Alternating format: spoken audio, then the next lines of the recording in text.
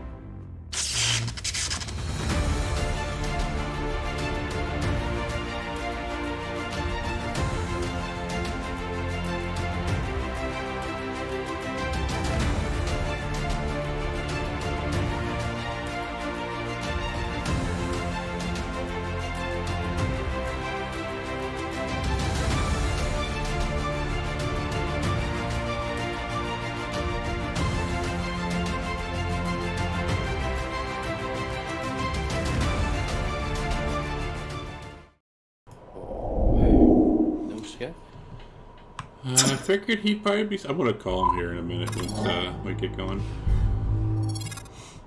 Maybe he ran out of ammo. Yeah. Did he have a goblin sandwich or something weird in his last game or whatever the things you guys do in that game? Well, we didn't play last night because I decided to sleep till 1 in the morning. But anyways, we're on. Good morning or afternoon, wherever you're at. It's 8:30 on the 7th of January, and we're going to play D&D. We are in session 81, Odyssey of the Dragonlords, entitled Sizzle. Sus. We'll do a recap, and we'll get into it. Good morning, everyone. Streaming live from Washington, D.C. We are in our 5th round of a fight against a Sphinx. And it takes a lot to startle Arcadia, as Gravik found out when he tried to scare her when she was checking a chest, but the Sphinx teleports right in front of her. She looks like she's about to snarl at it. Then she notices that it's a female, and instead she smiles slightly and nods at it as she disengages and dashes 105 feet away. Nyx, for the rest of this battle, doesn't bother attacking because when she attacked the Sphinx in the past, you found out that she did no damage. So the Sphinx looks at Arcadia and says, "Melt again," which was when the flames engulfed her the first time. The Sphinx lets out a roar. Now V recharges and breathes her cold breath and says, "Bad Sphinx," and breathes her cold breath on the Sphinx. The Sphinx now teleports right next to Arcadia, and Arcadia, because she has been looking, now notices that the Sphinx now appears to be male, and we notice the name is Androsphinx. Nico casts 2 dire wolves, and Kyra asks Gravik if he wants some help, and he says, for once, yes, and she casts darkness on the Sphinx. And Gravik notices the Sphinx looks to be in pretty good health, and he takes a potion of invulnerability.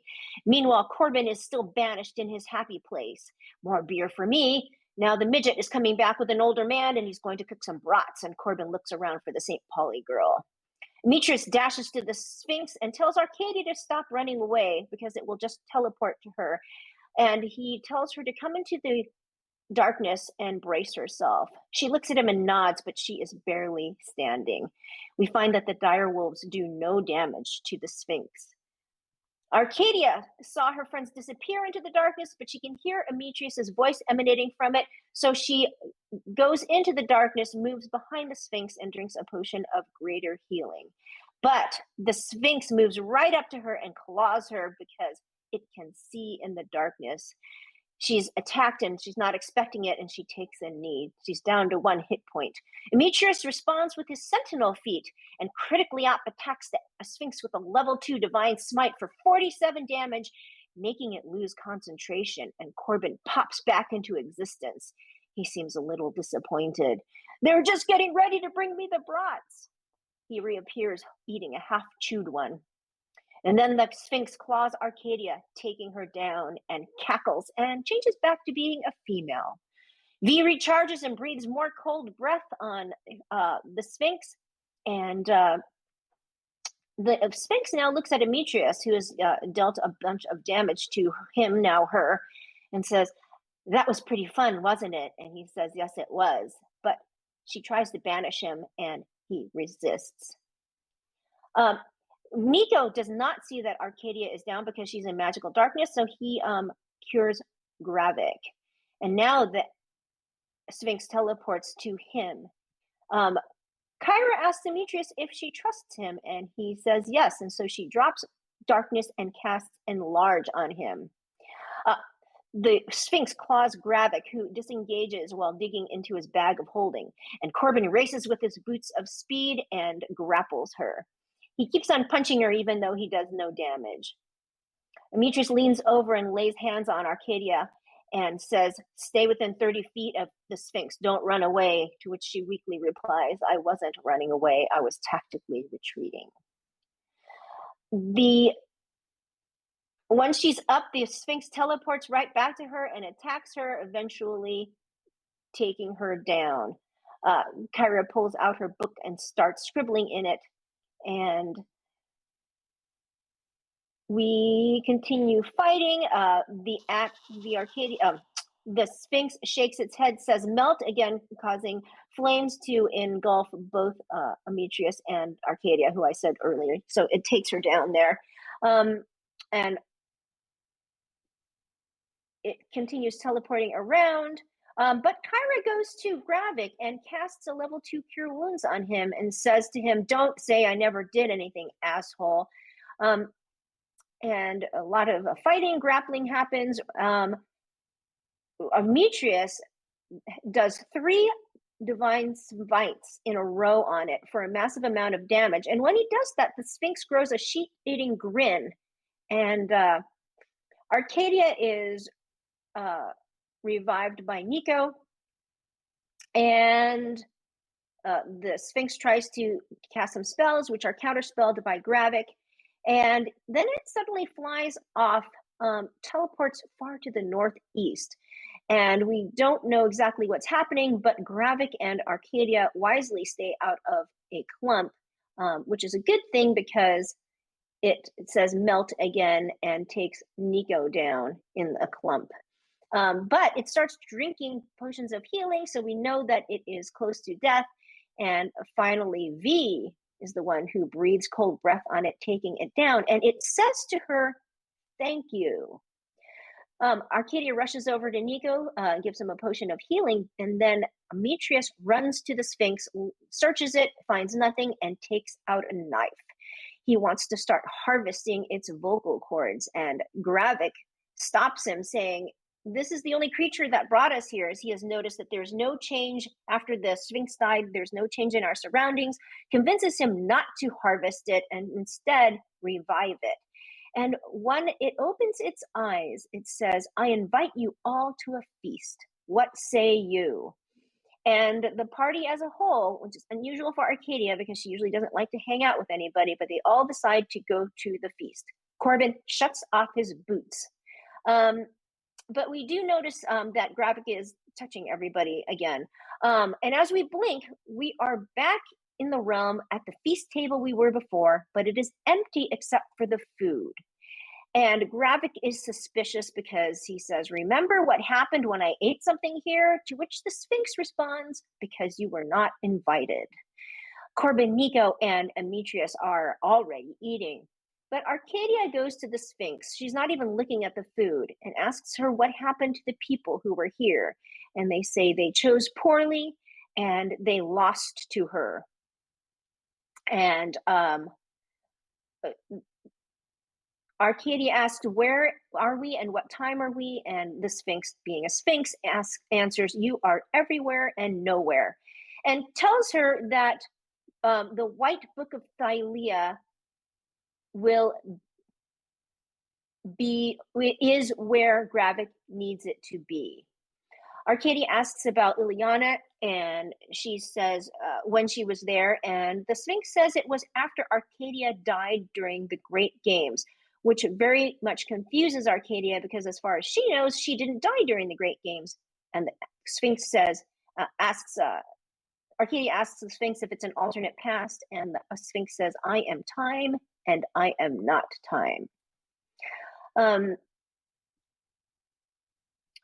So we finally, she decides to eat, and when Gravik goes around touching people, and he goes and sits down. Finally, he decides to eat, and he sits down next to Nico. And earlier he had been touching Nico's beard, and now he has his hand in Nico's bag, and Nico slaps his hands away and says, "I told you not to touch." "Ow, what are you talking about? Away with ya. I'm not touching anything." Nico puts his finger to his nose. "You get in me bag one more time and I'm gonna dick punch ya." "Screw you, man." So then he goes over to Corbin and starts touching him.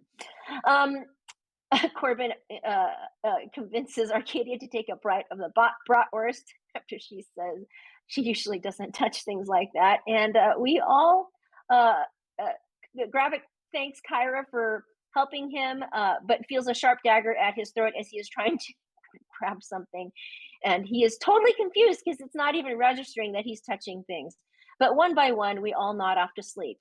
And when we sleep, we have a dream, a kind of a montage of past. And we see two creatures, a very beautiful woman and a massive ogre-sized man. And a little love story happens between the two of them. And from their description, this is my opinion only, because we just see images and they are not identified. I think this is the story of Kentamane and Thylia and the birth of our world. Basically, she turns herself into islands. He gets very angry and churns the water, causing the islands to break up into smaller islands.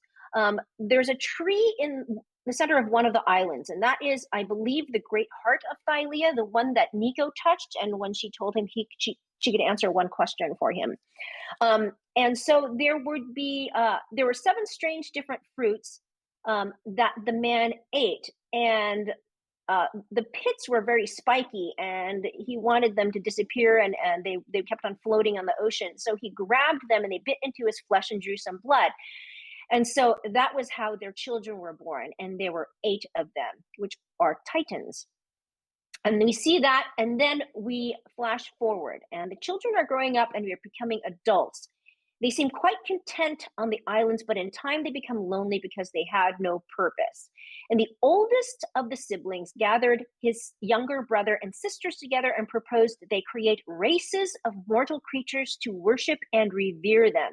And of all of them, there were 2 twins. They refused because they had each other and did not feel lonely. But the others created centaurs, satyrs, nymphs, cyclops, and Gigans, who quickly spread to populate the islands. And eventually, the 2 twins regarded these mortal races with contempt and became bitter and resentful. They isolated themselves on the last uninhabited islands where their hatred festered. But then one day, the woman approached the older brother, claiming she and her twin brother had grown weary of their solitude. Offering praise and flattery, she urged him to create a new race, one greater than all the others, to dwell on her island. And we do not know what race that is. We flash forward again, and for a time the siblings dwelled in peace, but now that they're all adults, the twins had enslaved their eldest brother. And so the other siblings decided upon revenge. A giantess of a man challenged his younger brother. I believe he challenged the twin, and the twins would be Sidon and Lutheria. But I believe what it's saying is Sidon had absorbed much of his enslaved brother's powers, and he easily bested his challenger. And he imprisoned him beneath a great tower. Wonder if this is the Tower of Phraxus. We don't know, which it would be Sidon's domain. Chaining him so that the full weight of the building was forever pressing down on his enormous neck and shoulders. And the remaining 4 siblings, realizing that they couldn't beat Sidon, decided to go after their sister, I believe, Lutheria. In secret, they went to her island, but the sister had set up a trap for her kin. Through a massive sacrifice of thousands of basilisks, she created a great pool of poisonous blood at the heart of her domain. And when the invaders set foot upon the island, they triggered words of power that released the magic of the foul pool in a lethal burst, instantly turning 3 of them into stone. And I'm wondering if that's what we're smelling, because now we're in a new place and the sea smells like metal. I'm wondering if it's really blood. Which might mean we're in Lutheria's domain. So only one sister, a very swift sister, was nimble enough to escape, and we think that's probably Chelsea, because she took shelter beneath a massive volcano. And when the brother learned of the failed attack, when Sidon learned of the failed attack against Lutheria, his fury knew no bounds. He summoned a great storm to lash all of the islands together, seeking to flood the chambers where Chelsea was hiding. And they threatened to wash away the land itself. But Kentamane, who had stayed neutral in the battles of his children, once the safety of the land became threatened, he was forced to intervene. He blunted the storms and forbade them from destroying the volcano that sheltered their fugitive sister. And Sidon was not strong enough to defy his father, but his sister, cunning as ever, knew another way to get revenge. And we don't know. We're imagining the revenge was trapping her there. Flashing forward, now all the siblings are gone. And the twins ruled supreme over the lands worshipped and honored by the Fae creatures. And ages passed, excuse me, and the dead siblings were forgotten by the children they had created. As far as history remembered, the twins were the authors of all. And but soon this land was discovered and it could not be remain hidden forever. So as the centuries passed, the so-called civilized races, which were humans, elves, dwarves, and the like, began to stumble across the islands at the far reaches of the Forgotten Sea. And the first to arrive were refugees and castaways, survivors of ships gone astray. And the brother Sidon ignored the newcomers, but Lutheria found something compelling in their nature and allowed them to land safely so she could study them. And as the numbers grew, they established small villages, and eventually their numbers grew to a point where they conflicted with the original inhabitants, the Fae. And at first, they suffered losses because they didn't have the strength or the numbers to challenge the Gigans or the Centaurs in battle, and they lacked the power to resist the magic tricks and temptations of the Fae creatures. But everything changed with the arrival of the Dragonlords. We flash forward again, and of all the Dragonlords, two brothers were the most ruthless and savage, and I believe these are Telemach and Estor Archelander, and we learned about them in the Necropolis. And Telemach dreamed of being a great king and offered his protection and that of his dragon to any who would swear allegiance to him. And he promised a future in which the so-called civilized species had utter dominance over the land and the Fae, and mortals of all races flocked to his banner. And he built fortresses and walled cities that later were to become the great kingdom of Mitros. And the ranks of his armies under the command of his younger brother Estor swelled. And for Telemach, war was merely a tool, a way to build and secure the future of his people. But Estor cared little for the future and only had bloodlust. And as Telemach's kingdom grew, it expanded into Gigan territory, and he told Estor to lead his army against them. And he figured he would just break the Gigan race and force them to bend their knee.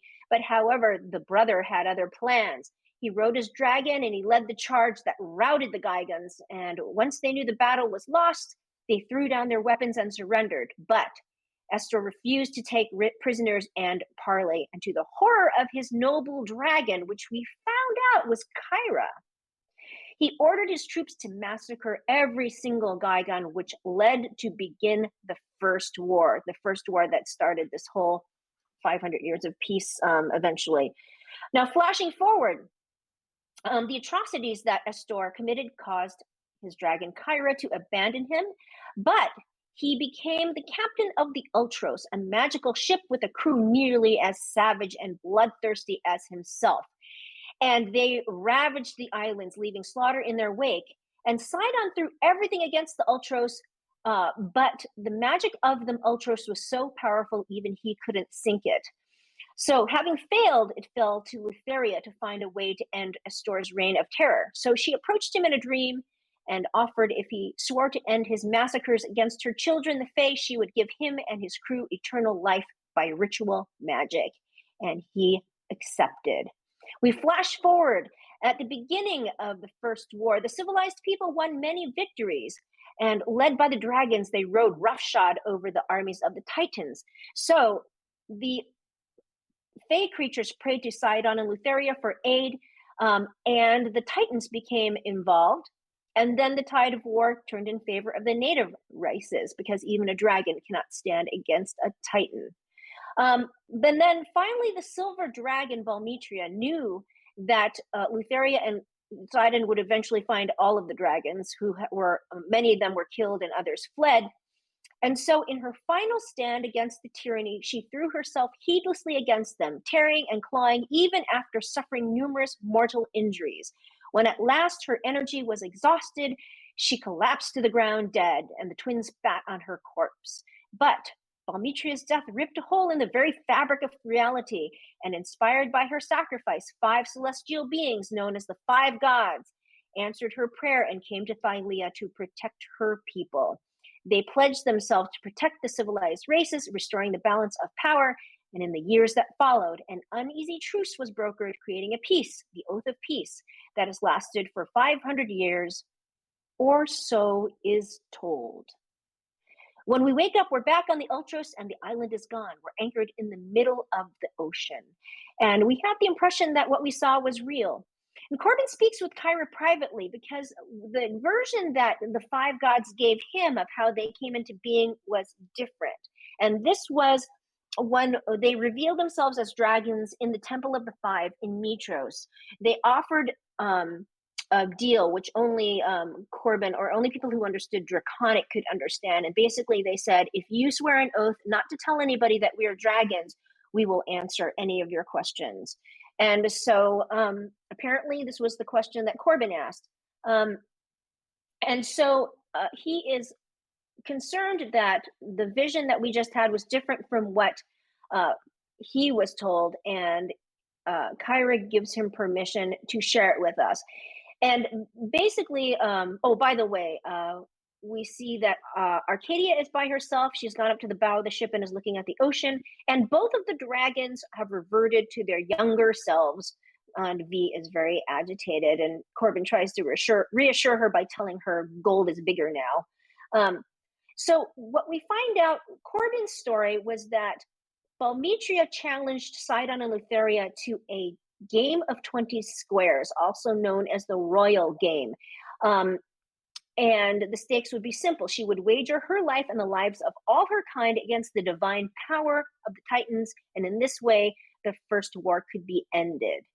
And when they play the game of 20 squares, when the gods play that, the pieces symbolize entire armies, and the fall of the dice are like the hammers of fate, drenching the earth with the blood of those armies.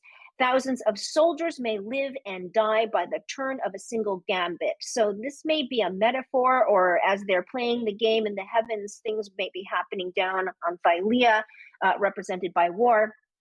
So Balmetria knew that Sidon had never lost at the Royal Game, so she was very careful in her fight and actually beat him for 6 out of the 7 games. But the 7th game is winner takes all. And so it was clear that Balmetria was about to lose the 7th game because Lutheria was weaving magic into the dice. And they arrogantly tell Balmetria, you are nothing. But she only smiles, and this was a trick that she had all along. She says, I have staked my life on this game, and you have staked your divine power. You gave your divine power to win this game, but now I give my life to match your sacrifice. And with that, she plunged a dagger into her chest, and her blood spilled across the 20 squares, soaking the enchanted dice. And when her blood mixed with the magic of the dice, the fate of the world was forever altered. So Balmetria knew that the dragons could not defeat the immortal Titans unless they became immortals themselves, and this was her plan all along. She had never intended to kill Sidon and Lutheria, for she knew that the fates were working against her. Instead, she sought to steal the divine power of the Titans for her own blood. And as Balmetria's blood drained from her body, the Titan's divine power replaced it. She ascended into the heavens as Mitros, the goddess of dawn. Her husband became Vulcan, the god of the forge. Her children became Valis, the goddess of wisdom, Pythor, the god of battle, Narcissus, the god of beauty, who we have not seen yet, or at least we think we have not seen, and Kyra, the goddess of music.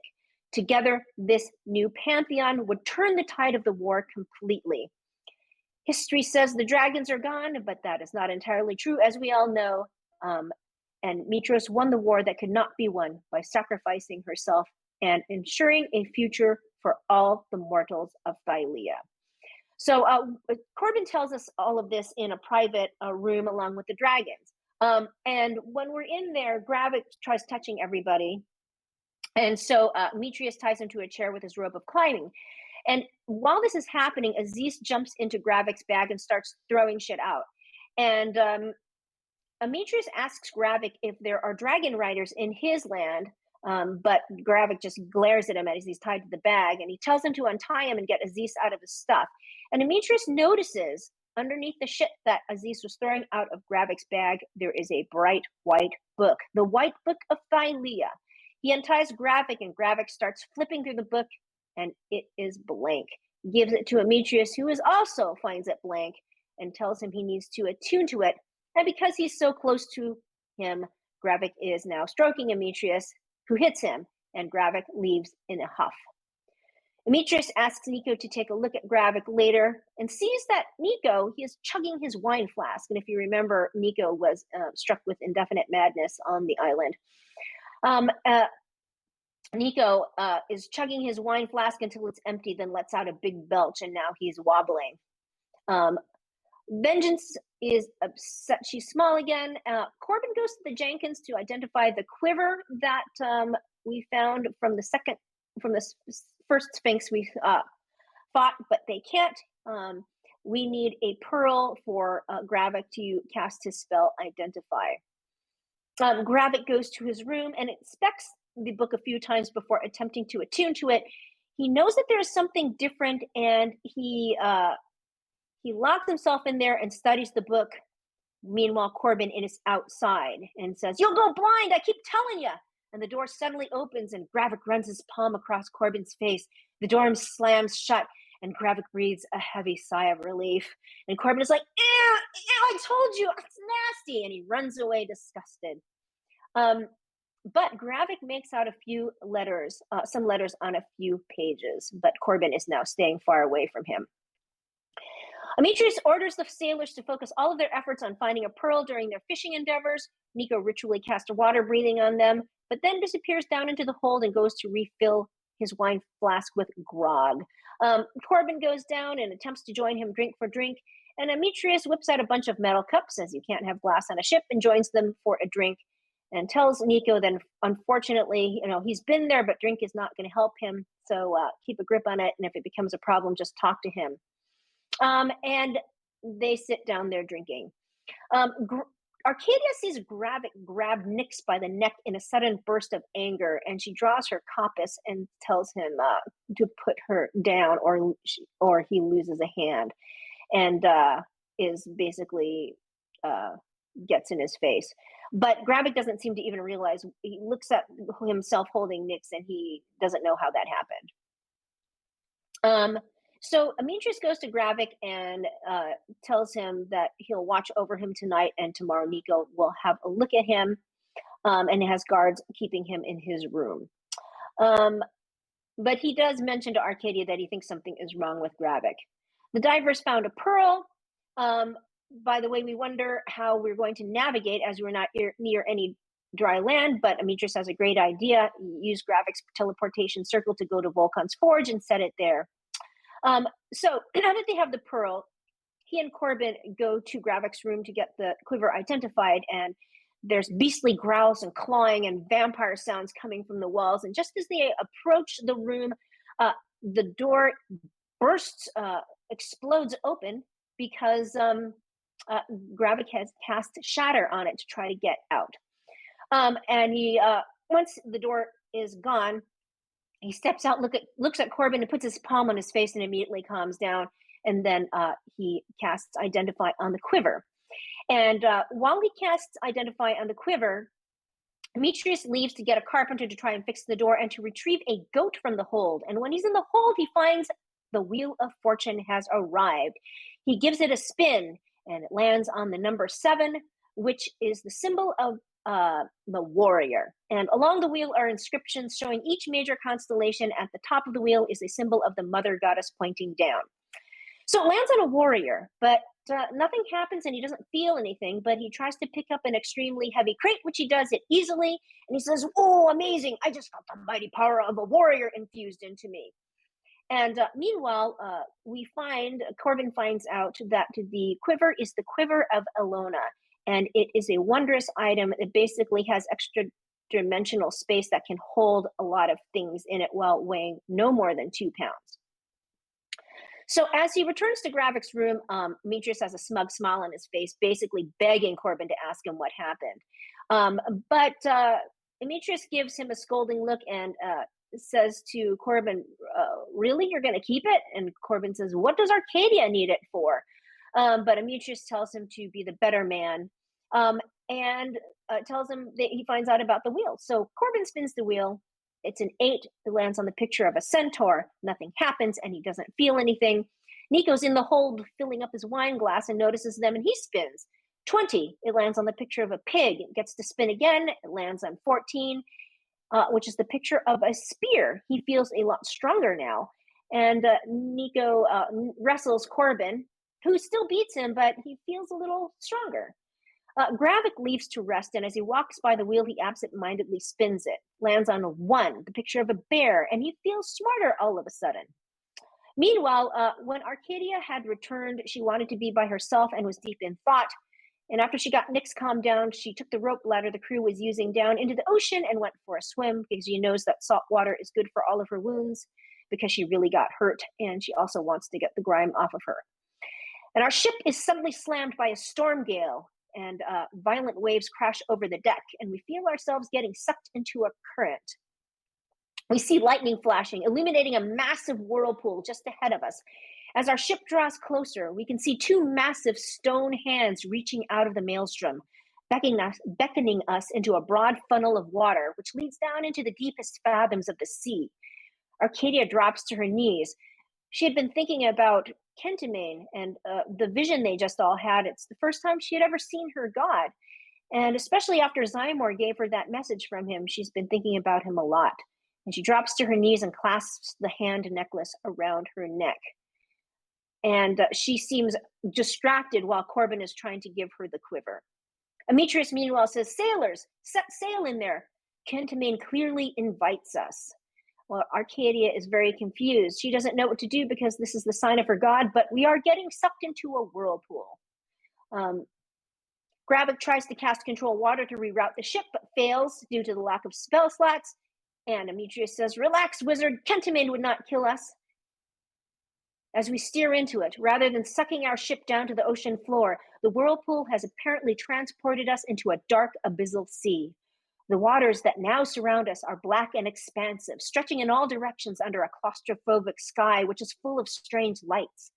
After a few moments of disorientation, we assess our new surroundings. Monotonous black waves and an alien sky stretch for as far as the eye can see. The stars are strange and unrecognizable. In stark contrast to the roiling oceans above, everything here is deathly silent. The smell of briny seawater has been replaced with a pervasive metallic odor. We can hear something sizzling against the hull of our ship. Arcadia stands to look at the water. Amitrios says, "We are here. Helios, I am coming for you." The deathly quiet is shattered by the sound of a mighty thunderclap as Gravik casts thunderclap at Amitrios from his staff. And with that, we end the session. Still don't know where we are or what day it is. Yay. Yay. Fuck yeah. Good recap. Yeah, it was good. Thank you. Where's our wizard? I'm assuming because it was 2:30 in the morning and he was still playing Cyberpunk, so he's probably sleeping. Even though I told him to go to bed. Jesus. Yeah, I remember that. Yeah. Alright, so so Gravik hits Amitrius with the staff. I don't really know how to RP that out because he's not here. I'm like, what the fuck? Well, Can we try? You have his phone number? Yeah, oh no, I tried calling him on Discord. Amitrios will punch him back, I guess. I mean, just cast a spell on Amitrios, I guess. Whoa, I can barely understand you. Yeah, you're This like is really weird. really weird.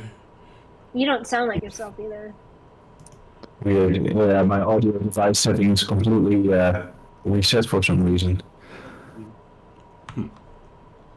Yeah, it's clipping a bit. Alright, let me see if I can fix that. So, out on the ship, and as you look around, share this map. If you see the party symbol, that's kind of where you guys are. Straight ahead, quite a while is a massive whirlpool, and you kind of see water heading straight up, like thousands of feet in the air before it vanishes into the darkness. And also, kind of looking around, you see like little interesting maybe points. If you kind of zoom in a little bit, I added like these little door symbols to kind of like different places that you can probably get to. So does that whirlpool look like that's where we came from? Yes.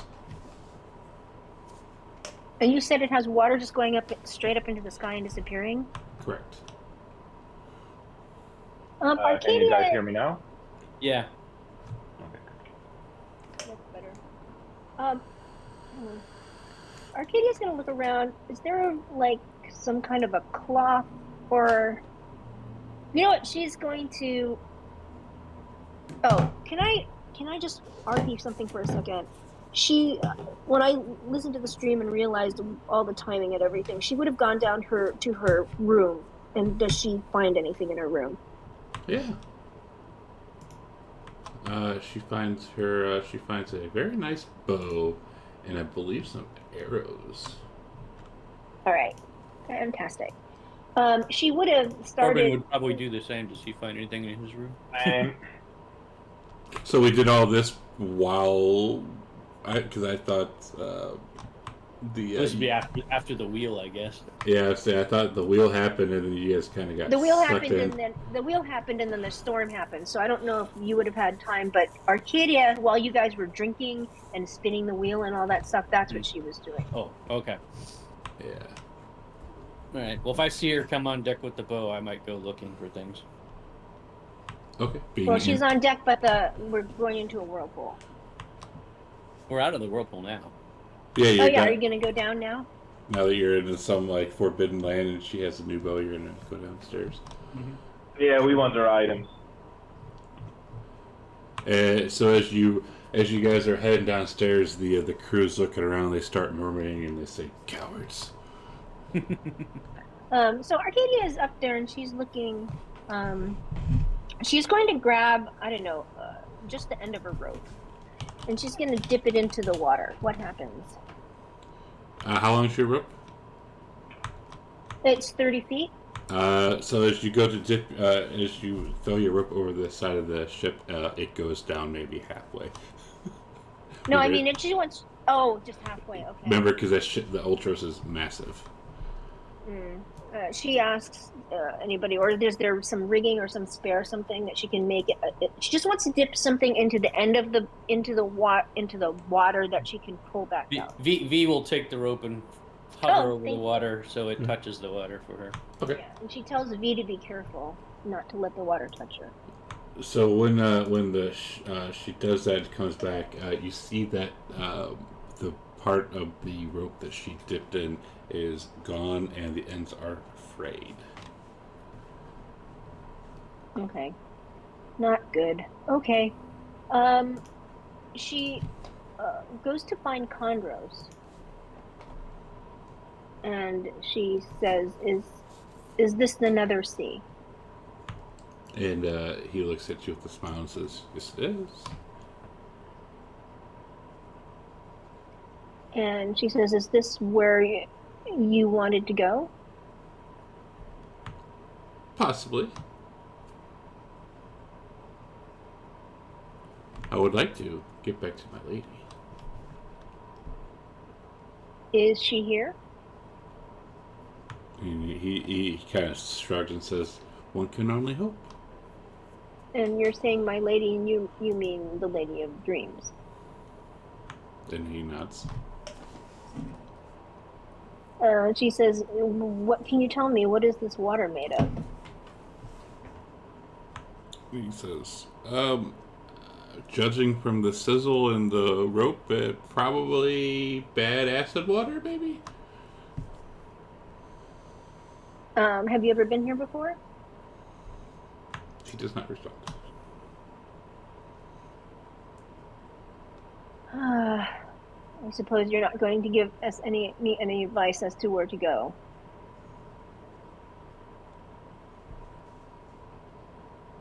No response? No response. Okay.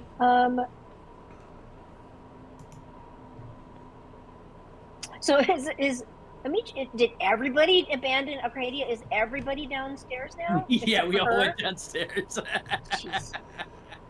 Left you in charge. So yeah, the crew starts murmuring cowards.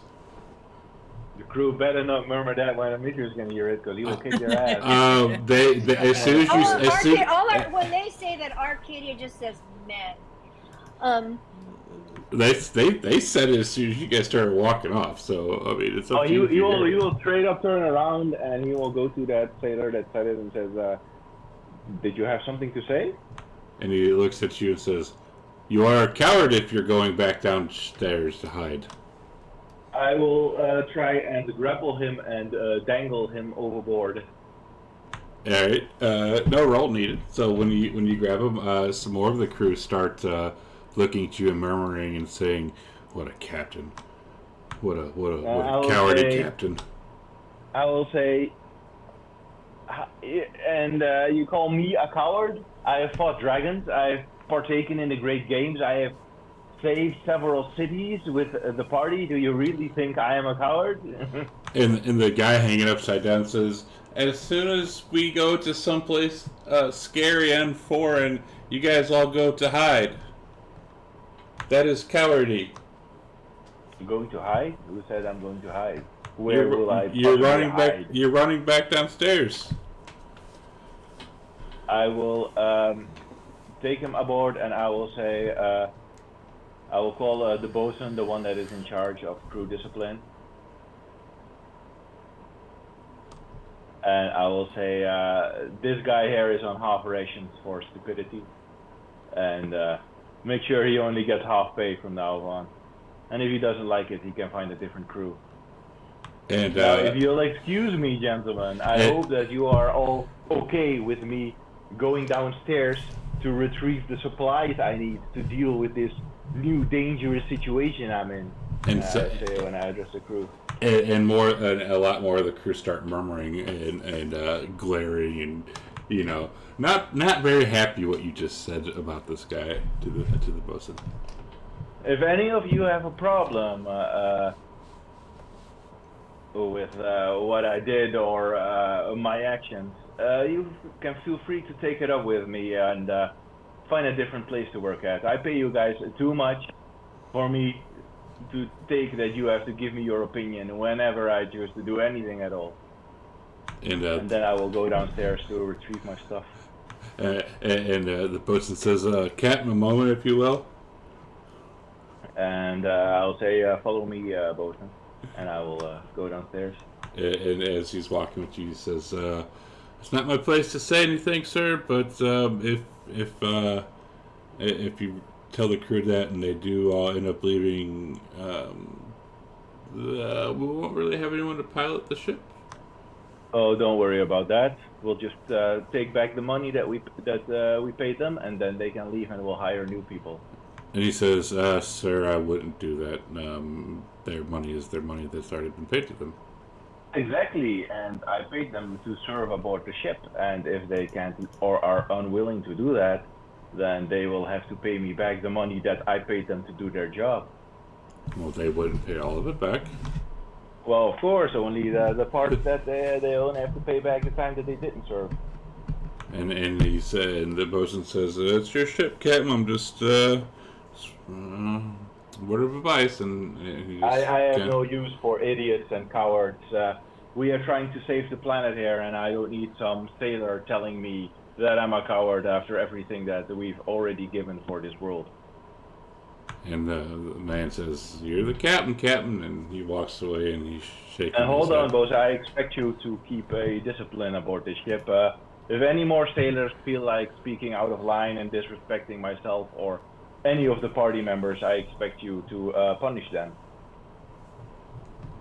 This is a disciplined ship, and we are performing important operations that affect the entire world. I can't have this kind of lack of discipline. And the bosun says, "You're the captain." And I'll say dismissed. No, he was already walking away. Okay, cool. So you guys find all the shit that you had. Let me put it all in party sheet. As as the crew goes to Arcadia, and one of them says, maybe you should be the captain.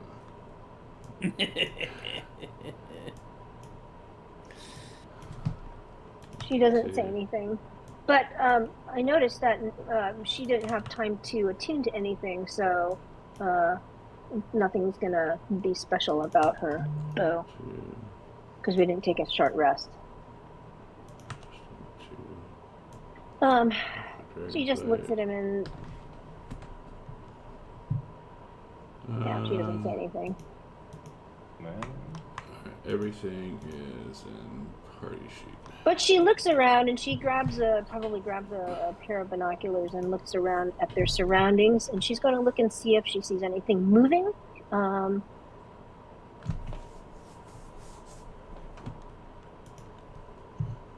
Outside of like the waters right now, not particularly. Well, she sees like kind of far in the distance, like something break the waves and then goes back down. Okay, she's can she? That's as far as she can see, though. I mean, she doesn't know what that is. Right, like it just kind of like breaks the wave and pops back down.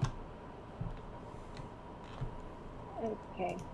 Well, she's going to take note of that, and that's the only thing she says. Can you point out on the map where it is? Okay. It's in that direction, or that is the exact spot where something breaking? It was in that direction. Okay.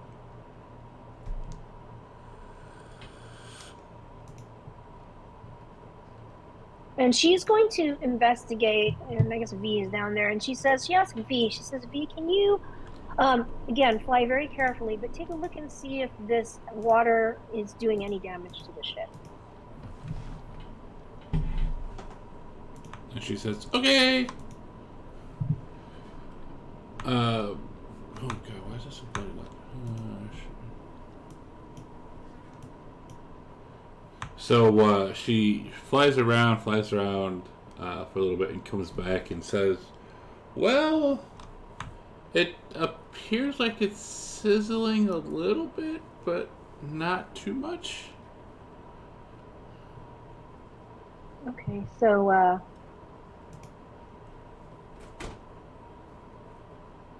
it's doing a little bit of damage, but nothing that we need to worry about right away. And she says, that's what I think. Okay. And she thanks her. This is the most, actually, she's really talked to Vengeance at all. Women have to stick together. Demetrius will come back upstairs, and he will call down the person that sits in the raven's nest, and he will ask to see if they have found any land where the ship might dock. And Arcadia would point out to him that she sees a break in that direction, and she doesn't know if that would be. Where is she pointing? This way? Hold on. No. That way. Yes. What does she mean with a break? Like, what does she see there? Is that land here? Is that somewhere? What did you say exactly? Well, like, I'm looking on the map. Something broke the water. I'm looking at the map. Like something might be sitting in the water or something. Who knows? Or something, yeah. Or who knows? All right, I will say to the crew, all right, playtime is over. Get into sailing positions and sail over there and get ready for a possible battle if there is indeed something there. All right, and about 10 minutes later, you make your way over here, and you see. Where is it? So you see, as you're sailing over, you see this massive whale-like creatures kind of surface up to the water, or above the water, and you can tell that they appear to be blind. Like they have like white milky eyes, and then they dip back down underwater. And the wake from them causes the ship to kind of move off a little bit. I see. So, yeah. And blind will. I'm looking at the map and I'm seeing these gray doors, or whatever they are. Yes, what do those mean? those are your points of interest that I marked out for you earlier. I would. Does anyone want to interact with these whales, Nico? No, I would rather just let them be. They're too big for us. They might crack the hull. I would then tell the ship. So, do we feel sorry. like we need to ask them anything, or do they? What they? You said that the wake moved our ship back. That they're so big. Yes. But do they? It's just so that, but they don't look threatening. They're just kind of floating around in there. Keep out of like. Do you know what a whale shark is? Like the size of a whale shark? Oh, okay. So it's gigante. Yeah. And Amethyst will say to Arcadia, "At least we won't starve in here." And she tells him what happened with the water and the rope with Vengeance. Alright. I would tell the ship to go to that point of interest in the northwest or northeast. Okay.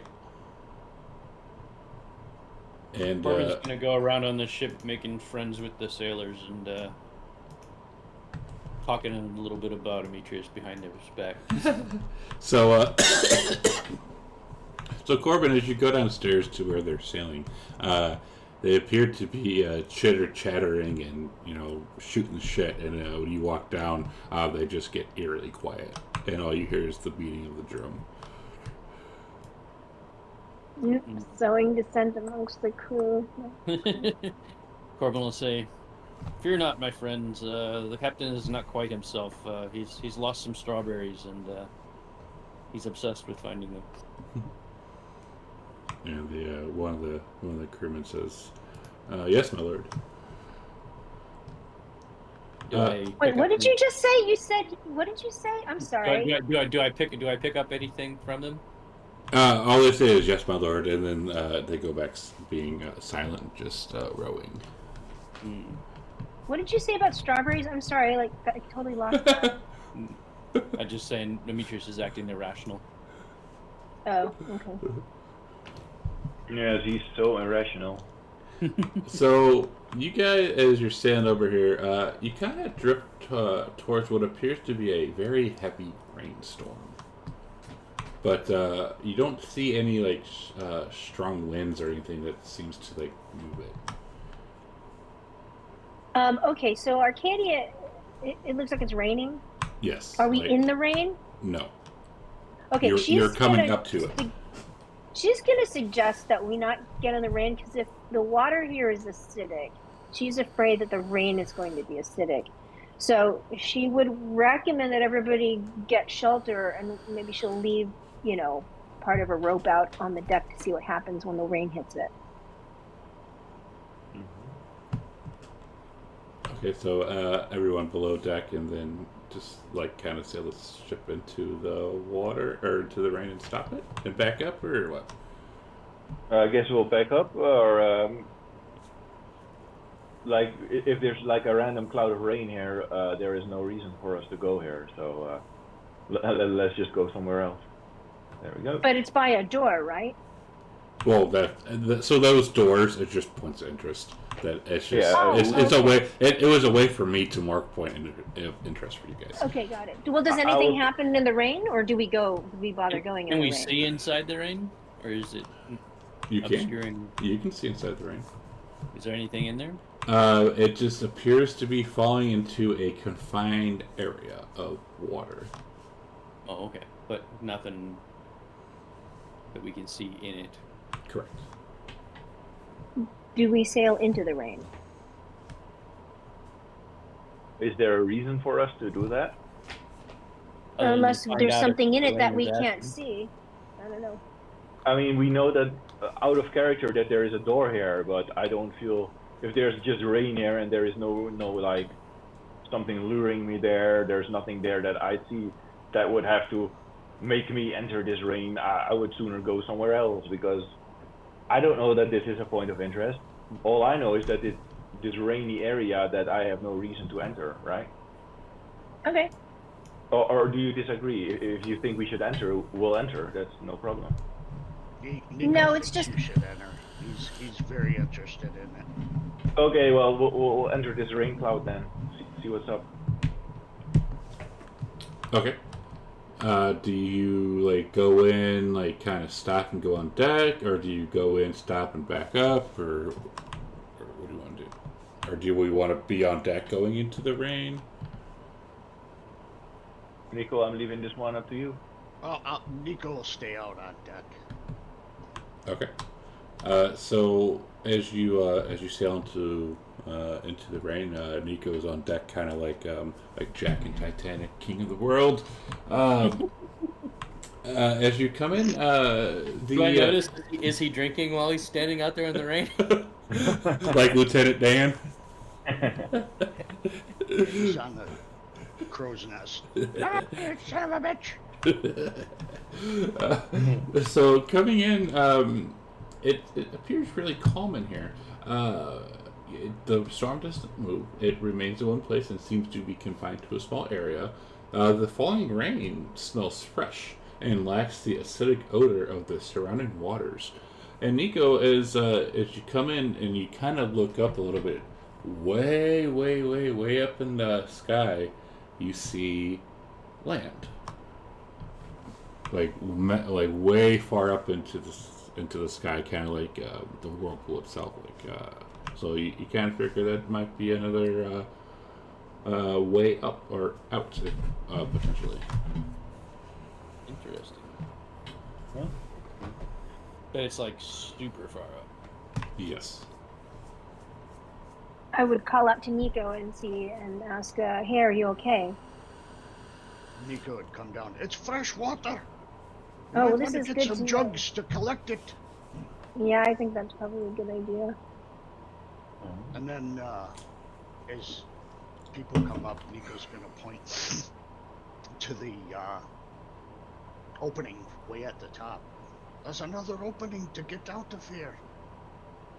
Good job, Nico. A nice find. Your instincts are accurate again. I don't know how we Ar- could get up there, but it's a way out. Arcadia would cup her hands a little bit and put a little water in her, tentatively put a little water in her mouth. Does it taste normal and doesn't burn or anything like that? It tastes very sweet, kind of like sort of the best water you've ever had. Wow, well, then she's going to definitely want to collect some of that. Does she feel better by drinking any of it? Roll me a d20. 10 and up. All right, now roll me 3d8.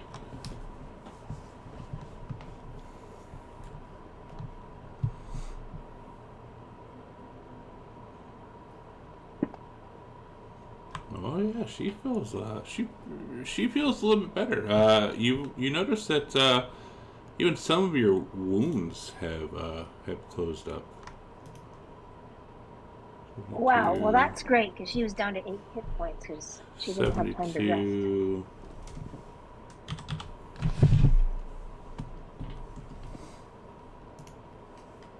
So she'll do what she can to collect water while they're there. If only you had the alchemy jug still. But yeah, we can get some fresh water, however really long you Maybe want we to should stay. take a rest here and have the crew gather some of the fresh water. Yeah, Arcadia would like to. She needs to take a rest because we don't even know what time it is. But we haven't. It's not. We don't feel like it's time for a long rest, do we, or do we? Well, personally, I don't have even one single spell slot left, so Yeah. I'd say we're pretty beat up. Corbin's feeling pretty good because he spent most of his time in his happy place. You can. Maybe you can. Oh, sorry. You go. Maybe we can get the dwarf knights or somebody to take watch for us while we get a rest. And maybe you can send Nix to explore the region a little, see what she can see whilst we rest. Yeah, she'll just tell me to stay out of the water. Except for this water, it's fine. You can most certainly try and take a long rest. Well, let's start to try to take a long rest. Okay. Right. Is that okay with everybody? Oh, Yeah. Corbin will continue to go out of his way to make sure the crew is taken care of. They are already taken care of. They have food. They have a lot of money.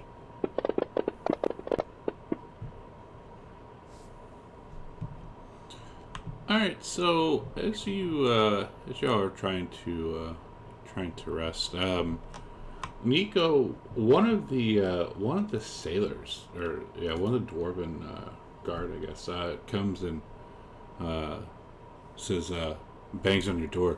Nico. There's something coming. From where? Below or above deck?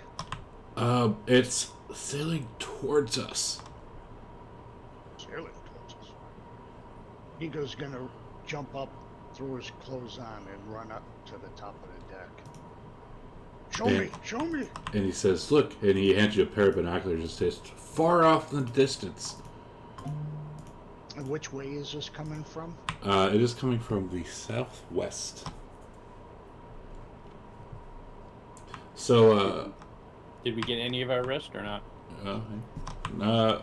maybe like 3 hours so far. And so, well, you guys are all kind of napping if that's what you're doing, except for he woke Nico up. They didn't. No one else tried to wake. They didn't try to wake anyone else up. So sus. Is it anything I can make out? Oh yeah. Ship. Oh yeah. Okay, look. Give me a moment. You see a couple of pairs of immense shapes coming into view.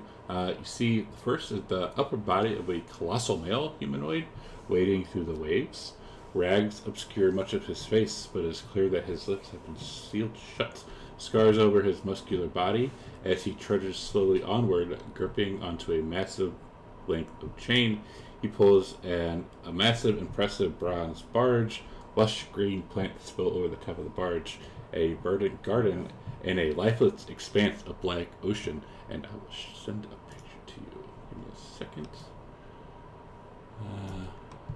That is what Nico sees. I think that is Lutheria's barge.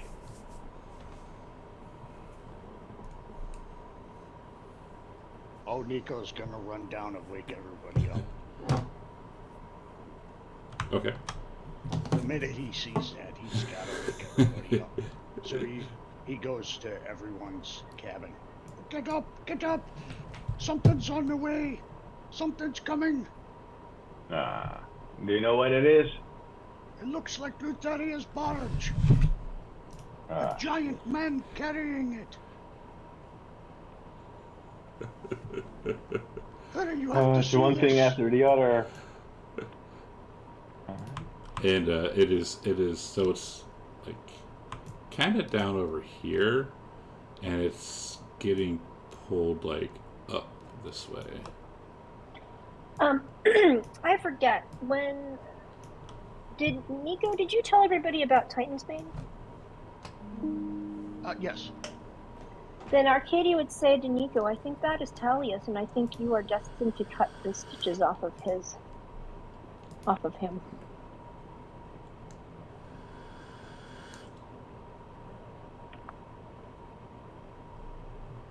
I took it up there.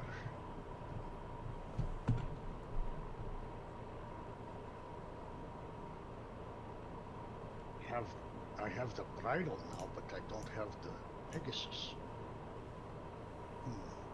You can call on him. Maybe he'll come here. Yeah, if you have his weapon, is Titan's Bane talking to him? if he's holding it, or if it's on him, then it would be.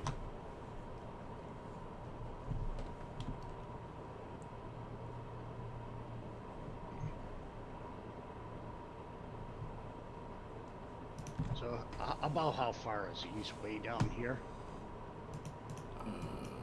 Yeah, it's a good, probably, you see, I think it's about 40 minutes by ship, and it's moving north. Let's wait until he gets closer. Are they actually gonna go now? I'll see what I can do. Time to cut his stitches and bandages. Well, that sounds like a good idea. It also sounds like something we should do when we've had a long rest. Well, it's coming at us. We're not going to get a chance now, unless we're going to run away. Let's say it's going. It's going like this way. So if you decided to not like mess with it, you can go this way. No. Yeah. We'll not mess with it. We need to finish that rest. Then we can go. Because I don't think it is going anywhere. Like, it's slow enough that we can rest and then go, right? Does it look like it would see us, though? We've saw it. It looks blind. Yeah, let's say look at the picture. Yeah. So Well, I I say mean, we just rest and we stay away from it, and then when we've rested, we can sail towards it.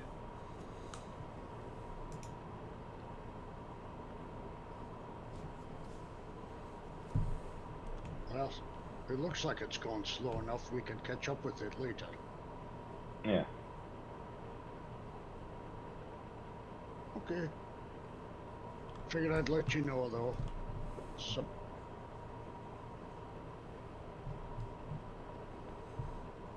I guess we can all go back to sleep. So we're gonna stay here. Well, you said that we could sail like this to avoid it. So maybe let's try that. Okay, so you want to sail and then go back to sleep, or just like go back to sleep while sailing, or? I think we should just stay here. It's not Okay, coming we'll towards just us, stay right? here and go to sleep. We'll see what happens. Okay.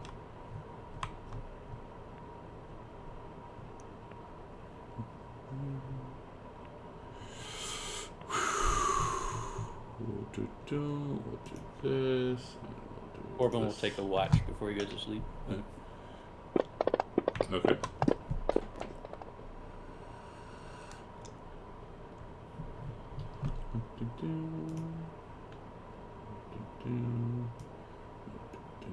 Let's see, let's do this,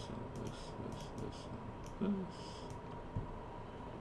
Alright, so as Corbin's kind of watching before going back to sleep for a few more hours, you see it kind of move up here and out of your view.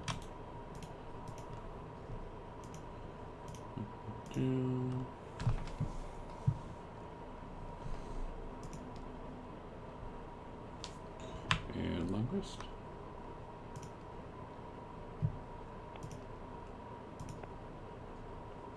I'm gonna Well- wake up early and go out on deck, see what's Same. going on. And Alicius will say to Corbin, I guess now we know why Kentimane drew us into this realm. Why is that?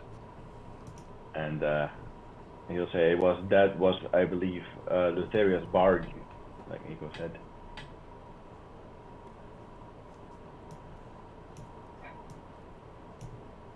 Sidon is here too. Wasn't it just this is Lutheria's place, right? Not Sidon's. I Yeah, thought they were Sidon both- is in the Tower of Fractals, and we Mm. don't know where that is. Lutheria is somewhere in the Nether Sea, which Arcadia would have also told Demetrius. She asked Condros, and this is the Nether Sea. So I see the Medusa helm in the party. So is that what Corbin would have left or given that to, or was it in Arcadia's room? Or Corbin bought Corbin would come by and offer it to Arcadia. Arcadia would ask him.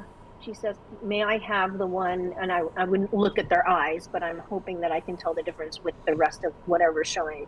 So Yeah, you see, you- Corbin is now wearing a mask as well. Well, and, she would. he's got a strange cloak on that kind of looks like dragon scales. Well, she would ask, "Can she have the one that was made out of the queen's head?" Oh, do I know which one is which? So you want to look into the eyes that you said, Arcadia? No, I said I would look very carefully to see if I can tell the difference from like whatever is showing, because there's something that she would like to have the one that's made out of the queen's head if she can. Yes.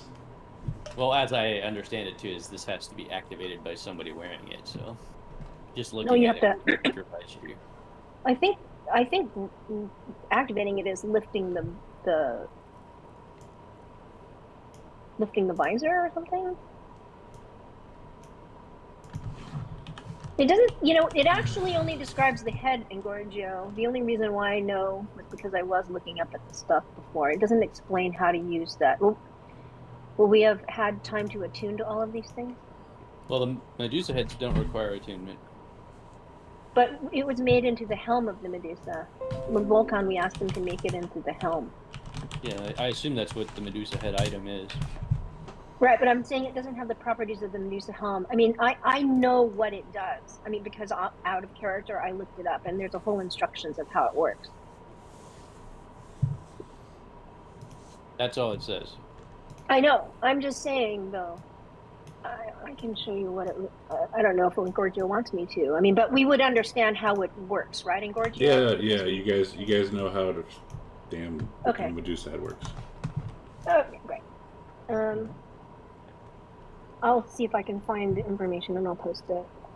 So, do we see right now the ship with being drawn by the blind guy again, or has he left in the meantime? You do not see it. Okay, then I would tell the crew to sail to this point of interest.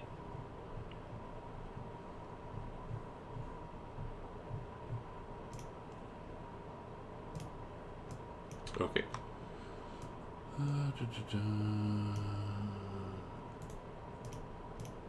gonna try to hide in an area where I might overhear the crew without them seeing me.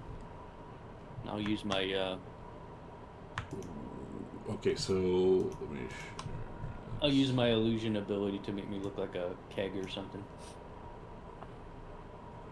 So keep in mind, this is kind of where the rowers are. All right, maybe I'll just make myself look like some spare equipment or something. Anything to hide myself. So go like dress up as a drummer or some shit. Oh god. Okay.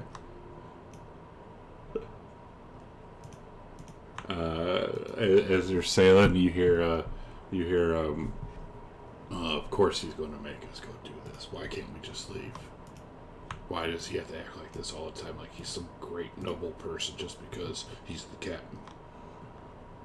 If it's my guess, I think that the little femboy, he's doing better than the big ass horse. Who do I think he's talking about? Graphic.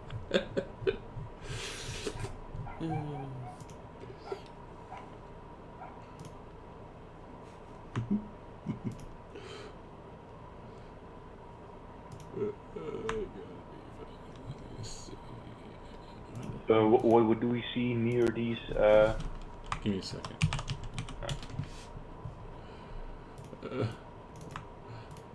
So alright, so coming up here, you see a small rocky island rising from the inky Black Sea.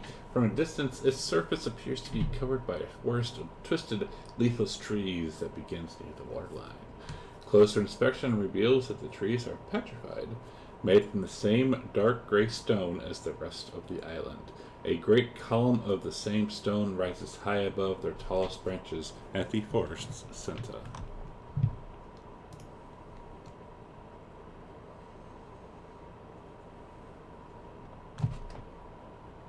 I will gather the party and ask if we should explore this tiny island. I'm not sure how we're going to get over there. We'll have to see if the With little our boat? boats. We'll have to see if the little boats are as resistant to the acid as the Ultros is.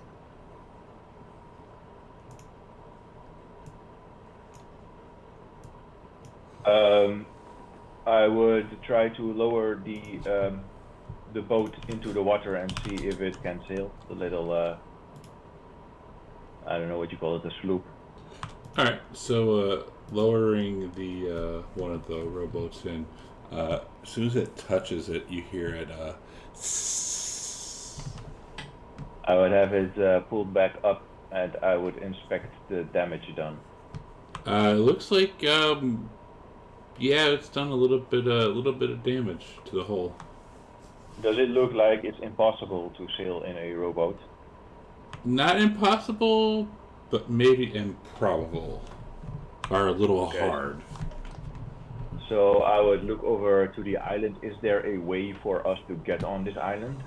Like, is there somewhere we can dock nearby, or is it just... There's a dock. There's a dock. Okay. Let's go to the dock then. Cool. Alright. As long as it's not a paradox. Alright, so coming on to landing on the dock, are we all disembarking? Except for Gravic. Gravic's bitching about something in his room and about some book and some numbers. I'm gonna go talk to Gravic and tell him to keep an eye on the crew. They seem to respect him now. And he says, "Be gone with you, the devil, the devil, the devil, these numbers. Be gone with you, let me touch your beard." There's no touching things, I see. Oh God, yeah, Nico never checked him out. Was Nico gonna check him out? That's what Demetrius had asked him to Nico's do the too day drunk before. to worry about him anymore. Oh yeah, so now Arcadia is noticing that Nico's drunk, which is unusual What's up, Sven? for Is it? him. Is it really? No, Nico's never mentioned being drunk before. But he's a dwarf. Nico likes to drink, but you've been noticing him sipping on his wine flask a lot. Yeah, I mean he's been chugging. Yeah, so Yeah. Corbin still hasn't noticed. Seems like a dwarf to me. Arcadia's taken note of this, and she's also noticed, that Gravic was just touching everything, so she's not sure. Anyway, so we go on shore. Okay. Alright, so getting onto shore, you see that there's a path that leads up and towards the center of this island. Before we leave, I would ask Kyra if she feels like joining or not. And she looks at Arcadia. Do you want me to join? For sure. Okay. And she looks at you and says, "Yes, my captain, I will join." Really, Kyra? So Arcadia sends Nyx ahead to scout. Okay. She comes back and chitter chatters that there are people chained to a column. People like humans? People like creatures, things. Humanoids? Yes, humanoids. There you go. Okay. Seems So like that's Arcadia where we have would. to go.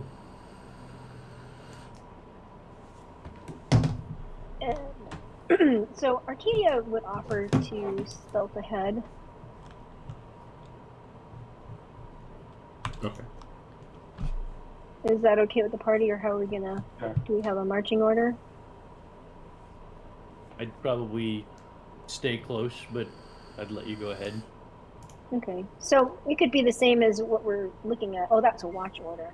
Well, anyway. Okay. So Arcadia's gonna stealth.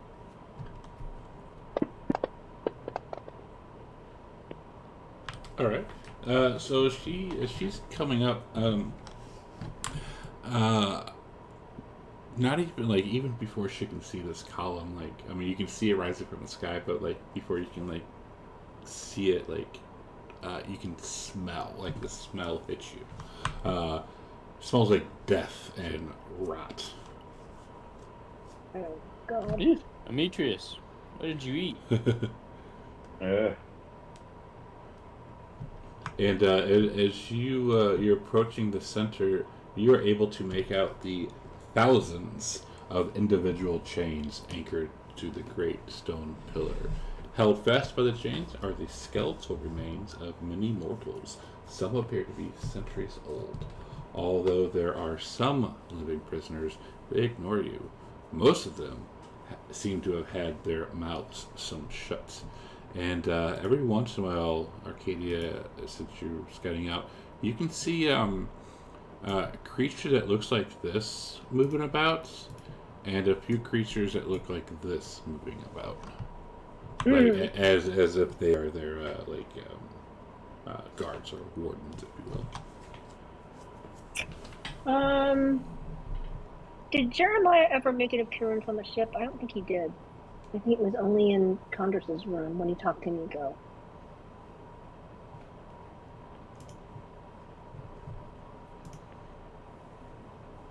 So has she ever seen anything that looks like that? I do not believe so. Okay. She would sneak back to, and do I get a feeling of how many of those there are? There appears to be one of the bigger creatures and like 4 or 5 of the smaller ones. Okay, and she describes those things. She comes back, describes those things to the party. Based on what Nico saw when he talked to the creature in the bowl, does he recognize the second image? Yes. So Nico, because Dan played you on that day when we went to the island of Yonder with the guidance, and you polymorphed into a cat and snuck in there, and you snuck into Condor's bedroom, and that's when he decided to join us. But you found a bowl, and inside was a creature that looks like the smaller of the creatures that Arcadia discovered, and he said his name was Jeremiah, and that's what you recognize the second creature to be. And from what you remember, he was offering for an oath of service to take you to the Nether Sea. So, but we're already here. But he seemed. I'm trying to see. Let's check it out. What you learned. Jeremiah told us you could get to the Nether Sea in exchange for an oath of service. And the way you get him, he is in a bowl. And you notice that these creatures can telepathically talk. It is an arcana lock. We do not know what that is. But it telepathically spoke with you. And that's all I think that you know about these creatures, other than that it can telepathically talk to you. Sound like they are demons to me. Let's go check it out. I want to see these prisoners. All right. So yeah, coming in. I mean, you all are able. Are we gonna try to sneak in, or just gonna walk right in there? Arcadia's gonna stay hidden. Arcadia's staying hidden. She does not want to just like announce themselves. I can make a sneak roll if you want. It's just that I do it so with disadvantage. No, I mean she can cast Pass Without Trace and bring us all in there. But this stone thing is out in the open, right? It's just surrounded by forest, which is petrified wood. Yeah. Then I will say I intend to approach. Does anyone want to be hidden when I do? No, Arcadia's gonna stay hidden. I'll stay hidden near Arcadia. I will look at Nico. And then I would approach this large pillar with the chains. And are some of the chained individuals alive, did you say? With the mouse? Yes. There are a few, see, some of them are living, they ignore you. Most of them seem to have had their mouths sewn shut. And as you're walking, you can kind of see creature that looks like that and a few creatures flying about who look like that. And What the fuck? I would look at one of those creatures with the green head, and I would say, "Greetings." and it looks over at you and doesn't say anything. I would walk towards it. Okay, and then as you're walking towards it, it says,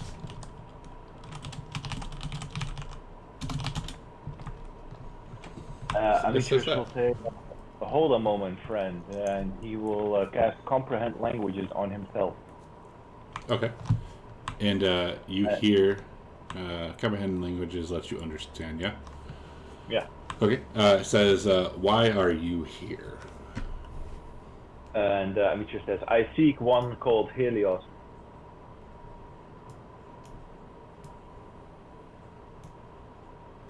And Reply. it looks at you like it kind of like, and Do I get the idea that it understood what I was saying? yes. I would say, is this the Oathbreakers Island? And it will apply, some call it that. He is a large golden dragon or man that calls himself the Sun God. Is he here? And the creature responds, if he is here, he is not yours. Then whose is he? Not yours. Who are you? He is here to be punished for all time. By whom? And he kind of shrugs like, myself. Who do you serve? And he says, you cannot understand or comprehend whom I serve. I will cast Divine Sense. And I will say, so you are here to torture and watch over the prisoners? Yes. And we are not allowed to touch the prisoners. Is that right? Correct. And Can we visit them and speak to them? And shrugs, you can speak to whom is willing to speak to you. And you do get fiend coming off of all of these. I'll say, very well. And he says, but be warned, if you try to attack and or kill one of my charges, it will not end well for you. And it does not seem to be joking around whatsoever. Demetrius will look him in the eye, and he will say nothing, and he will begin looking around for Helios. Okay. And yeah, it takes you a few moments. Give me a con save for the smell. All right.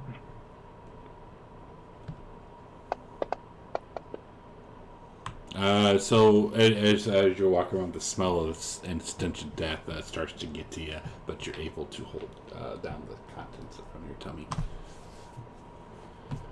And after a few moments of searching, you see kind of chained up one Helios, and he looks very beaten up and downtrodden, and has his head hung down low.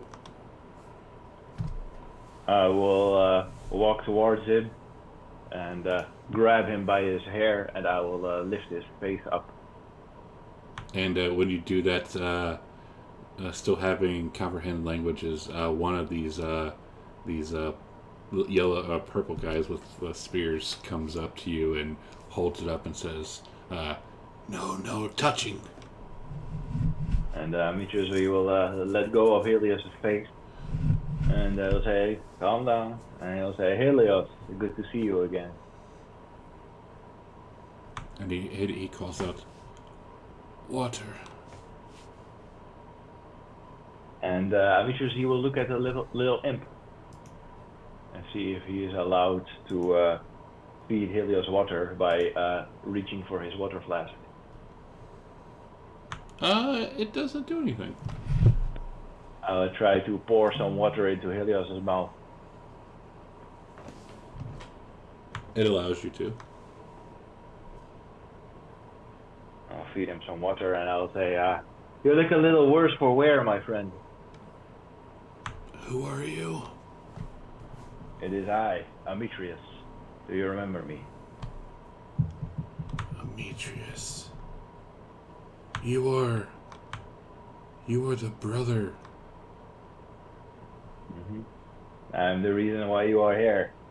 Remember, you were feeding me, and then you were going to eat me, and look at you now. Yes, I chose the wrong brother. What do you mean? He does not respond. Tell me, what do you mean? And I grab him again and I shake him. And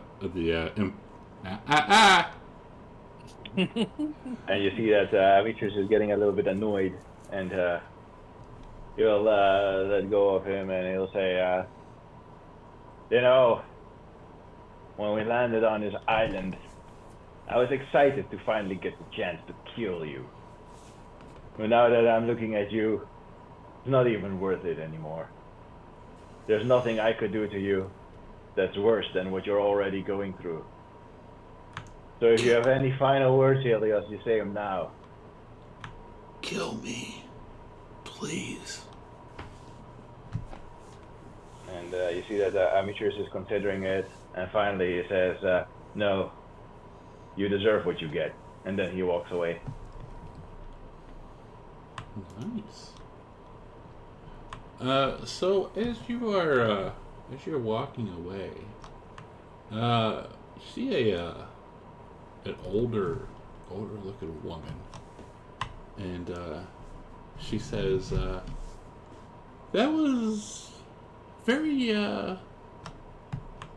kind of you. I will walk over to the old woman and I'll say, what do you mean, kind of me? Feed him a little bit of water. You gave him water. It's a little blessing for what he has to go through. Why are you here, old woman? That was a tale for long ago. I am here to serve my punishment. Is your punishment for all time as well? Or until I wear out my welcome. Or what? Or welcome? Oh. Wait, she walked up to him. She's not chained. No, Okay. she is chained. Oh. Yeah, she's 100% chained. I would lean over and try to feed her some water as well, if she likes. And the imp.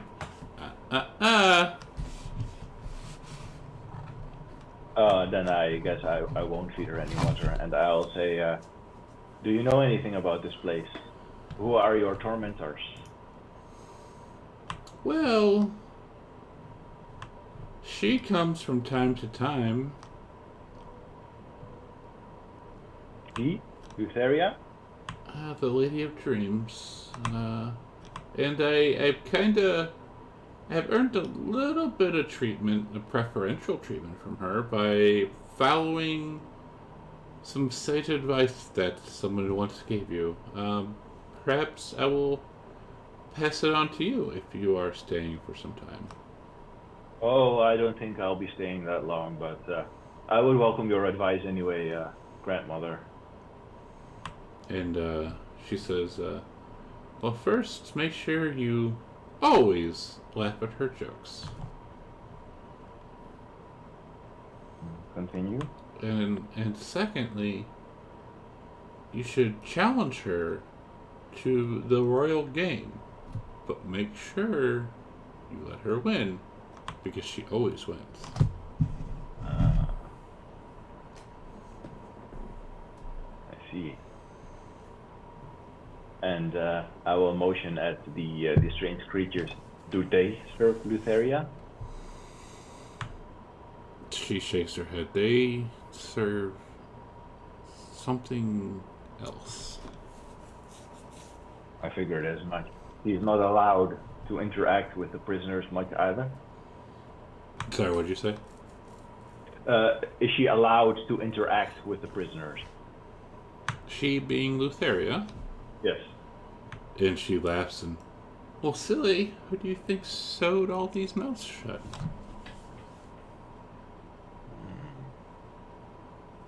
I will look around and see if I notice anyone notable with their mouth sewed shut.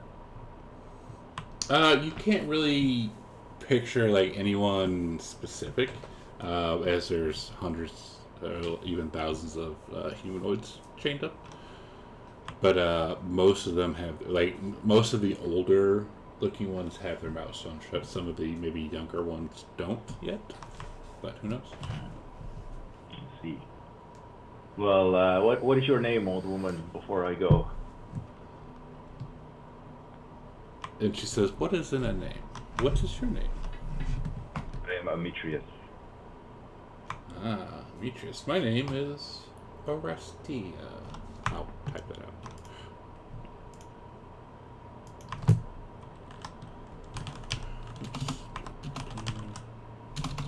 And Amitrius will rear up and he will look at her with a little bit of pity, and he'll say, I hope you finish your sentence soon. And then he looks around and says, this kind of place, it's not right. It's better to just kill someone than to lock them up like this. Well, that's what happens when we break oaths. Indeed. Goodbye, Orestia. And Amitrius will return to the party. And as she walk away, she says, "Goodbye, Demetrius." And she says it correctly. Oh, She's definitely sus. Is that wife I mean- material? Amitrius will return to the party and he will say that he has found Helios, but has chosen not to kill him because that would anger these beings. And Amitrius says, I have identified them as demons. So does anyone else have someone here that they might want to visit or any business here? Does Corbin looking down there see anybody that looks like a Dragonlord? Keep in mind they don't get to live indefinitely, so after 500 years, probably not. Then I have no business here. Are you sure we shouldn't try to free them? As you said, it doesn't seem right. There's like hundreds of them, right? Thousands. Thousands? I mean, we could try, but a lot of them are here for breaking their oaths. I mean, That is true. how many guards are there in Bordeaux? The 5 that you have seen. The 1 greenhead and then 4 imps. What do you think, Arcadia? Oh god, And she you says, I really think- would do this? I don't see how this is going to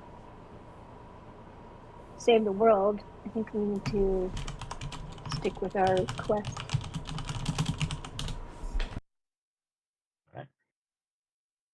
Any objections, Corbin? No objections. Although, maybe if we freed some of them, they would help us. It's possible, but we would have to fight these demons. And the people that are locked up here are actually like criminals. Like they broke their oath, or they broke certain they committed certain crime, like things that you get put into prison island for. Like none of them are innocent, so to speak. Are any of us innocent, Demetrius? I suppose not, but I got And your back, and, Corbin. and I also I don't trust the fact that this is Lutheria's domain. I don't know if I want her determining what is guilty or not. Well, I've at least managed to determine that this is not Lutheria's domain, so to speak. Like, they don't serve Lutheria. Oh. As far as I know, Lutheria herself is bold and Excuse me. the oaths as well. Well, maybe we should explore more of the sea, and then we can come back here if we need to. All right. Well, I Yeah, guess no, you're I back. think- If you I say think you if want to we- fight, I'll fight. I think if we come back here, we should come back with a wizard too. A wizard Alright. that's not touching everything. Yeah. Do we know Yeah, what good we stuff. need to do to help him? And actually, as she looks around, is Nico around? Or is he just like? And she goes. She kind of looks at Amicia and says, "We should probably figure out what's happened to some of us on the island and try to remedy it." Yeah, I've already. My magic is not powerful enough for that. If anything afflicts them, I have not been able to determine what it is and how to cure it. Have you tried lesser restoration on Gravik? No. I Maybe guess that we'll would. try. Well, and she looks at Corbin and says, "I didn't. I wasn't concentrating when you gave me this quiver.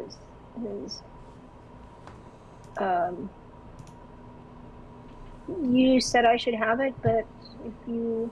It seems like it could be of good use to you. It holds lots and lots of arrows.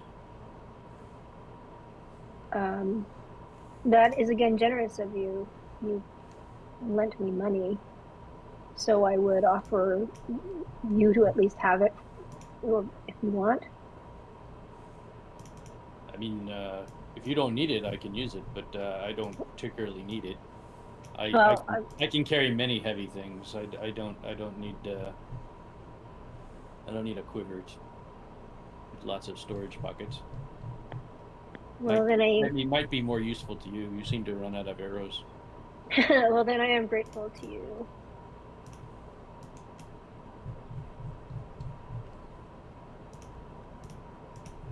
Well, So I guess we Corbin, just go Corbin back. will wink. Corbin will wink at her and goes, "I'll remind you of that later." And she smiles at him and says, "I'm sure you will." well, if that concludes our business on Prison Island, I would instruct the crew to begin sailing onwards.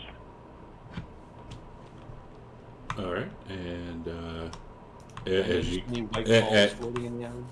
white what Do I notice any white balls floating off the island? balls? Yeah, big white floaty balls. No. No. Okay. I thought they might keep the prisoners there. Oh my god.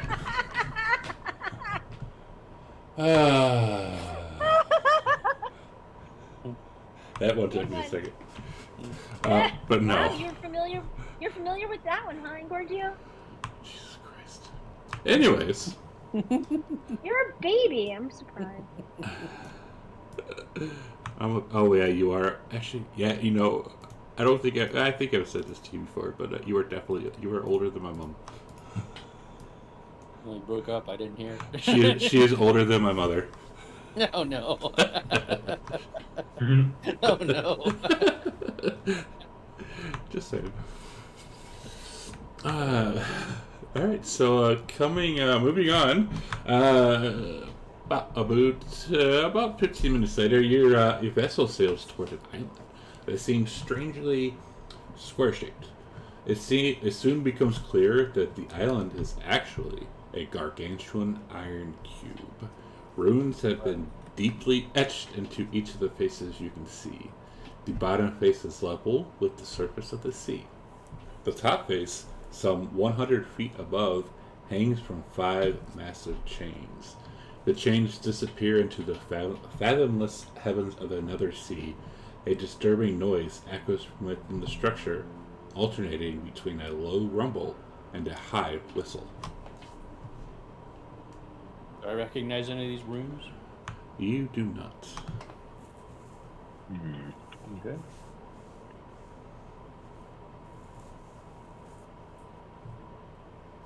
Well, We can actually go on this strange island, right? This island is Cube, actually this a cube, yes. cube. It's Yeah, actually the a cube. I mean, sorry. What do you mean go onto it? It's a cube. Is there a place to dock on it? Like if There's they're not. like this. Okay. It's like. Let me see if I have a picture. Give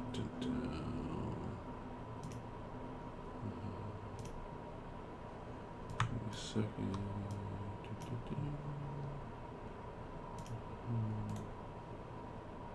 How do I there? Here we go. It looks like this. Like if you like sail the ship up, it would just be at the. Oh my Okay, god! It's the board. What, Yeah, I was gonna say. what are those That levels? was my original thought, actually.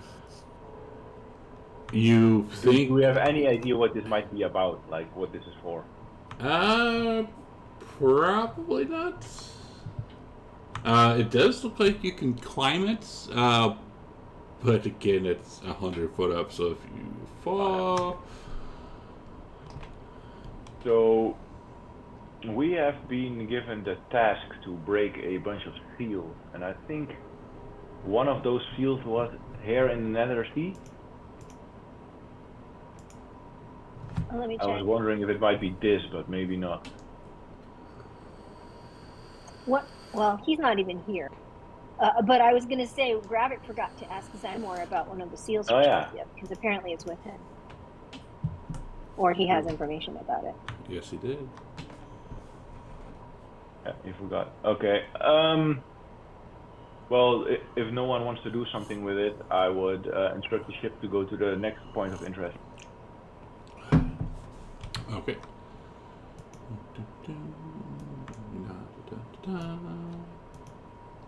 Alright, so. By the way, a quick question before we arrive here. Since we've had a long rest, does that mean we have to respin the Wheel of Fortune? Every 24 hours. Oh, okay. Never mind. It has not been 24 hours. It's been like 8. No, Oh. 11. Like 11 hours at most. Alright. Alright, so, your ship approaches a small, craggy island dominated by gray mountains and black, rocky beaches. Among the mountains stand 3 incredibly lifelike statues, which are similar in scale to the great colossi of Neutros. Each depicts a muscular man in a pose suggesting shock, their faces revealing a combination of fear and rage.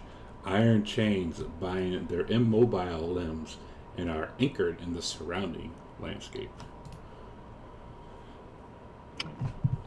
And Arcadia says, I wonder if those are the 3 titans that, one in our vision, that Lutheria trapped with the words of power. It might be. Would be good to try and free them. Yeah, I wonder if Nico could do greater restoration on them somehow. I'm not sure, but Let's dock. Let's go to this island and see if we can maybe remove those iron chains. Well, before well, we I'd do be that, careful. Didn't it say something happened when you stepped on the island? Well, yeah, that's what she said. That when they stepped on the island, they there was a words of power went off. When the invaders set foot upon the island, they triggered words of power that released the magic of the foul pool in a lethal burst, instantly turning 3 of them into stone. That might have just happened. That was the pool of poisonous basilisk blood at the heart of her domain. Could we put a goat on the island and see if it turns to stone? Yeah, we could toss something on there to see if it triggers anything. I would ask Vengeance to take one of the goats from the hold and place it on the island. And Barbara she says, won't let Vengeance do that. you will or won't? I won't. Okay. It's Why too not? dangerous, Demetrius.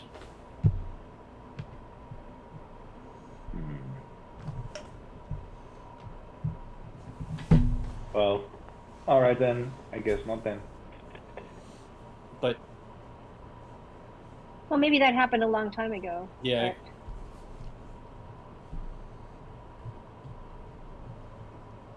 Is there a dock or anything along this island? There is. I could pull up to the dock and test it. All right, let's Yeah. do that. All right. Hey, Gorgio, can you put in the chat the descriptions of the last couple places we went to, please? Oh, thank you.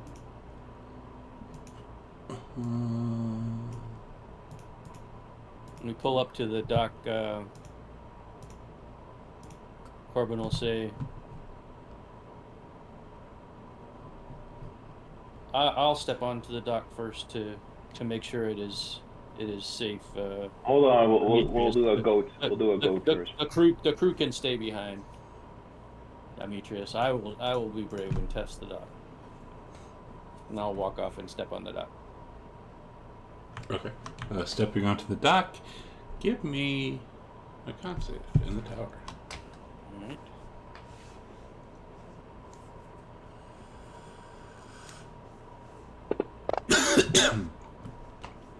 Oh, thank you. And nothing happens.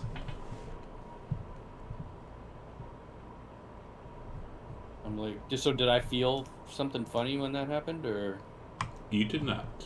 Oh, okay. So I think everything's just fine. Yes. Seems okay.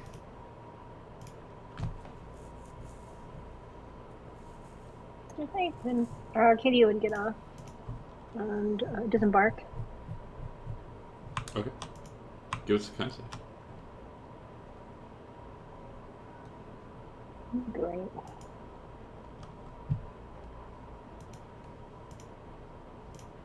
Sorry, finding it. Debate. Do I use my inspiration? I'm going to. Probably wise, given what happened to the others.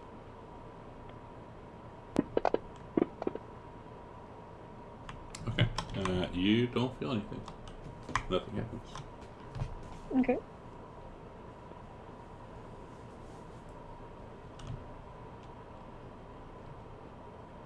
And you're looking at these stone statues, and they're about 50 feet high. Like, these are big ass statues. Do we recognize any of them? No. I would join them as well, Give us a con. and I would inspect the chains. Alright. Inspecting the chains. So as you're coming up, as you're walking up to kind of inspect the chains, the one of the statues, you hear the eyes open up, and as it turns its head slightly towards you, dust comes raining down off of the statue itself as it strains, as it's straining to like turn its head. And I would look up at the statue. It bellows, "Hello." Greetings. Are you one of the siblings to Sidon and Luteria? Be you angels? Angels? No. Ah, you are but men. Who are you? You know, I don't quite remember.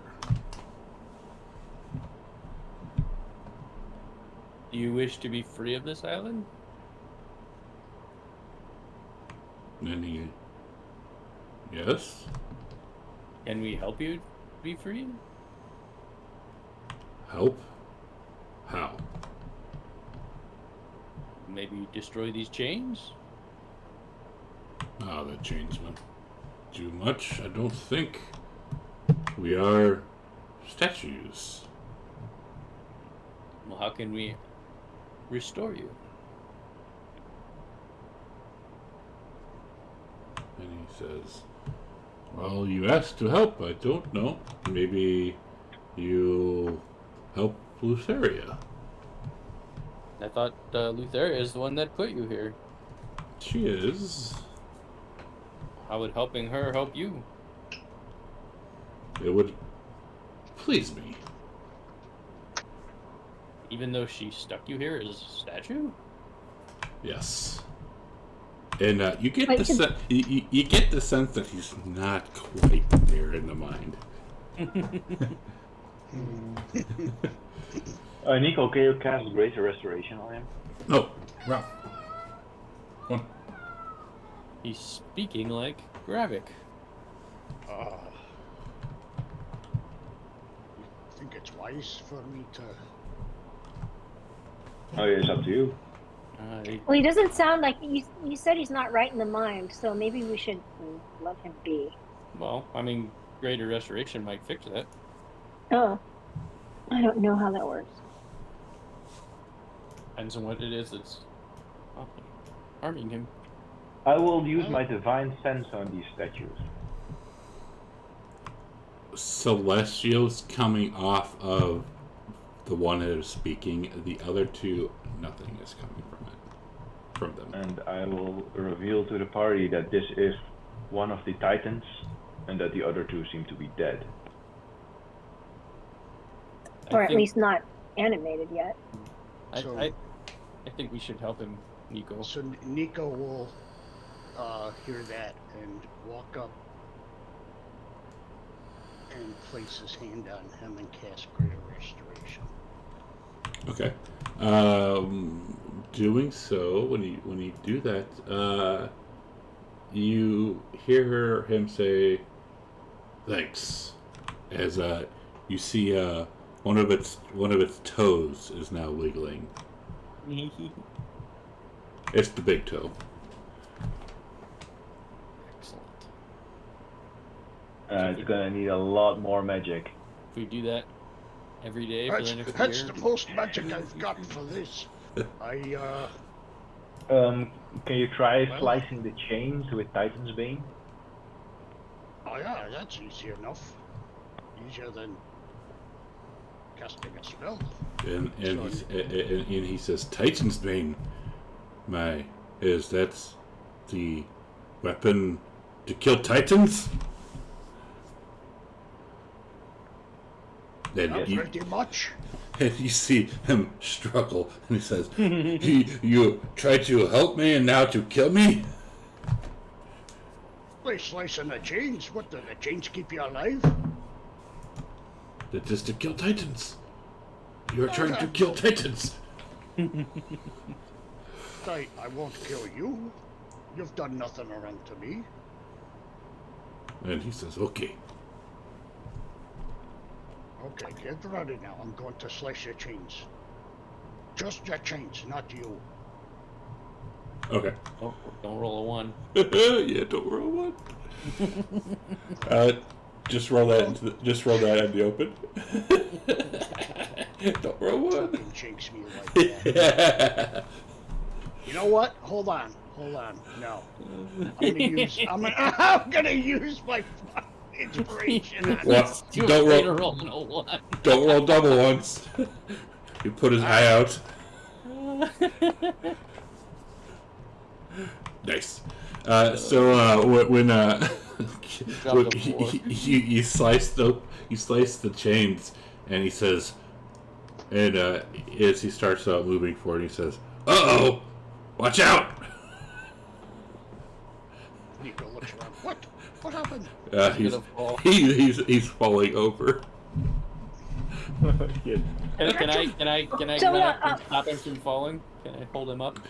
A 50-foot tall solid stone statue. Arcadia is going to take cover because is he by the water? Yes. Because she doesn't want to get splashed with that water, so she is going to dive to try to take some cover because she doesn't want to get that water on her. All right, so 1 through 50, it lands in the water. 51 and up, it does not. Nah, it does not. It falls in the other direction, and as it lands, it does an earthquake. Does it shatter? It does not. Phew. and its big toes wiggling.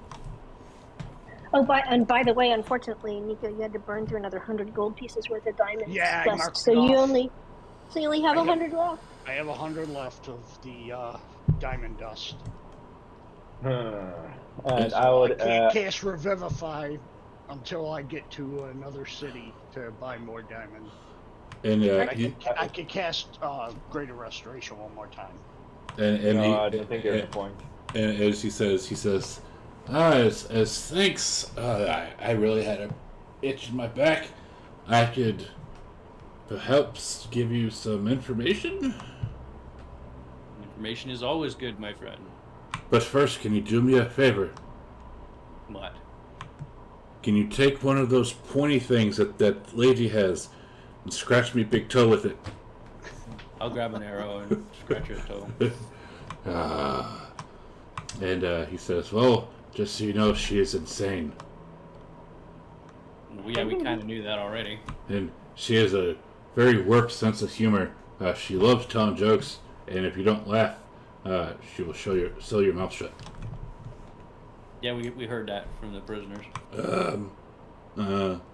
She loves to play games. She really loves the royal game. If you challenge her to it, she puts her in a better mood, but you better let her win.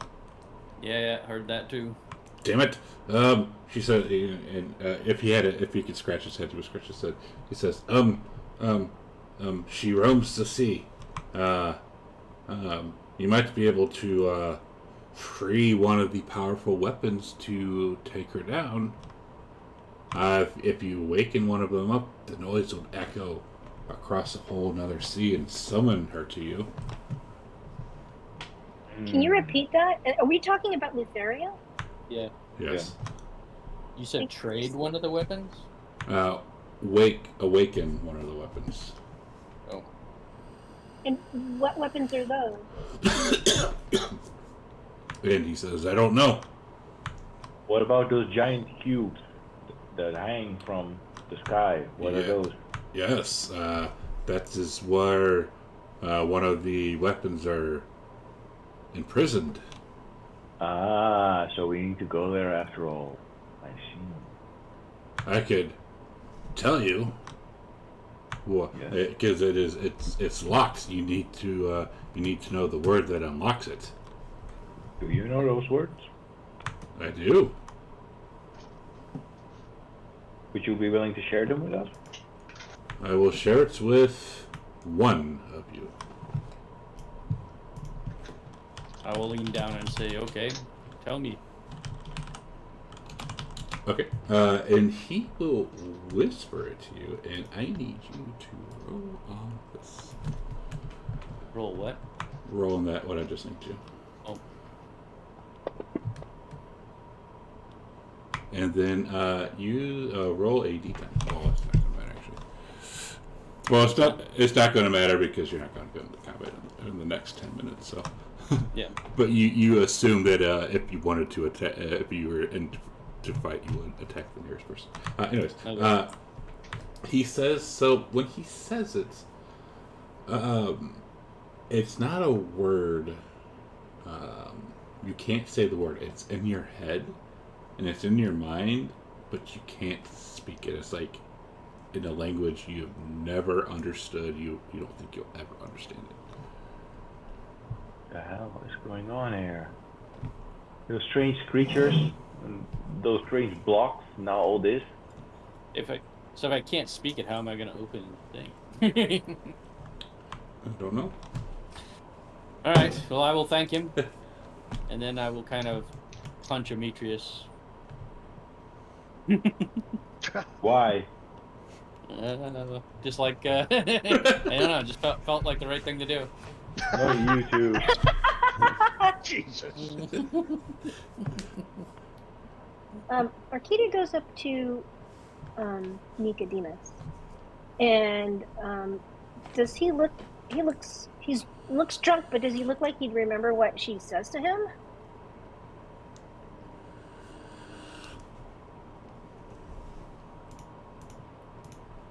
That would be up to you.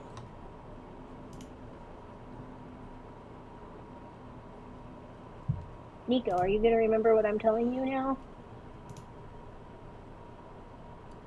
Oh, maybe it's too Say it drunk. again. Oh, there he goes.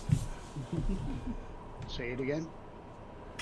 I'm looking at you. Do you look like you're not so drunk that you'll remember what I tell you? Or is he like completely...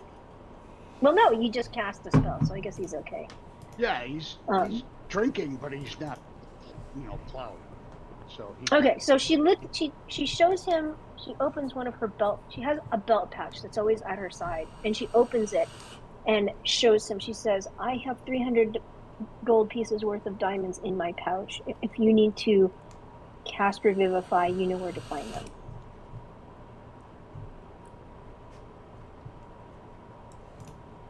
I will remember that. The Titan calls out, Matilda again, please. Is there something we can do for you, mighty Titan? I guess he wants someone to scratch his toe. Scratch me big toe. I mean, aside from that, because we are going to be leaving. Is there anything else you need? He'll say, maybe you could rig something up so I can scratch my big toe when I need to. I have no idea how to do that. But I will scratch his big toe for him. Now I understand why my brother created you. Oh, thank you so much. And who is your brother exactly? What? What is your name?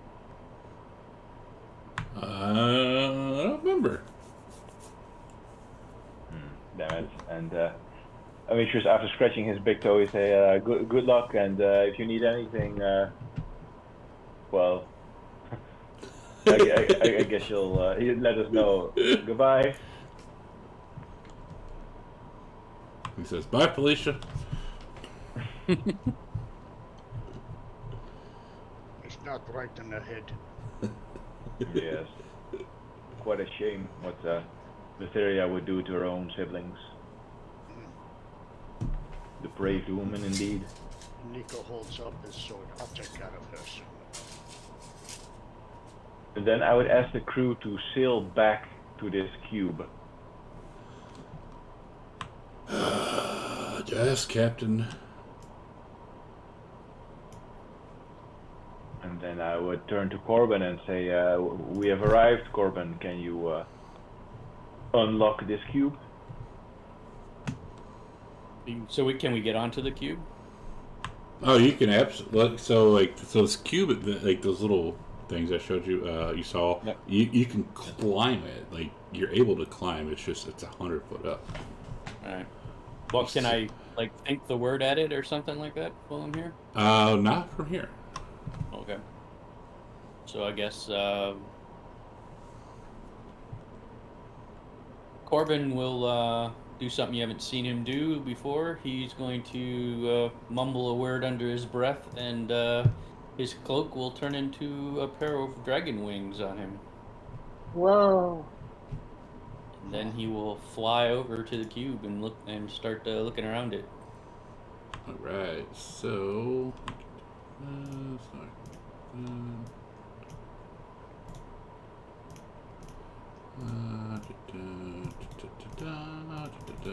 Alright, so now you can see the full of the cube. At the very top of this iron cube, there is a complex contraption like a massive hourglass that stands more than 30 feet tall. Sand empties from the top half of the hourglass into the bottom half with aching slowness. Drilled into one corner of the cube's surface, there is a circular portal of black metal. Alright, I will approach that portal and I will think the word at it. And when you approach it and you think the word, it opens, and now the word is gone from your mind. Okay. So is this portal someplace where the others can join me, or?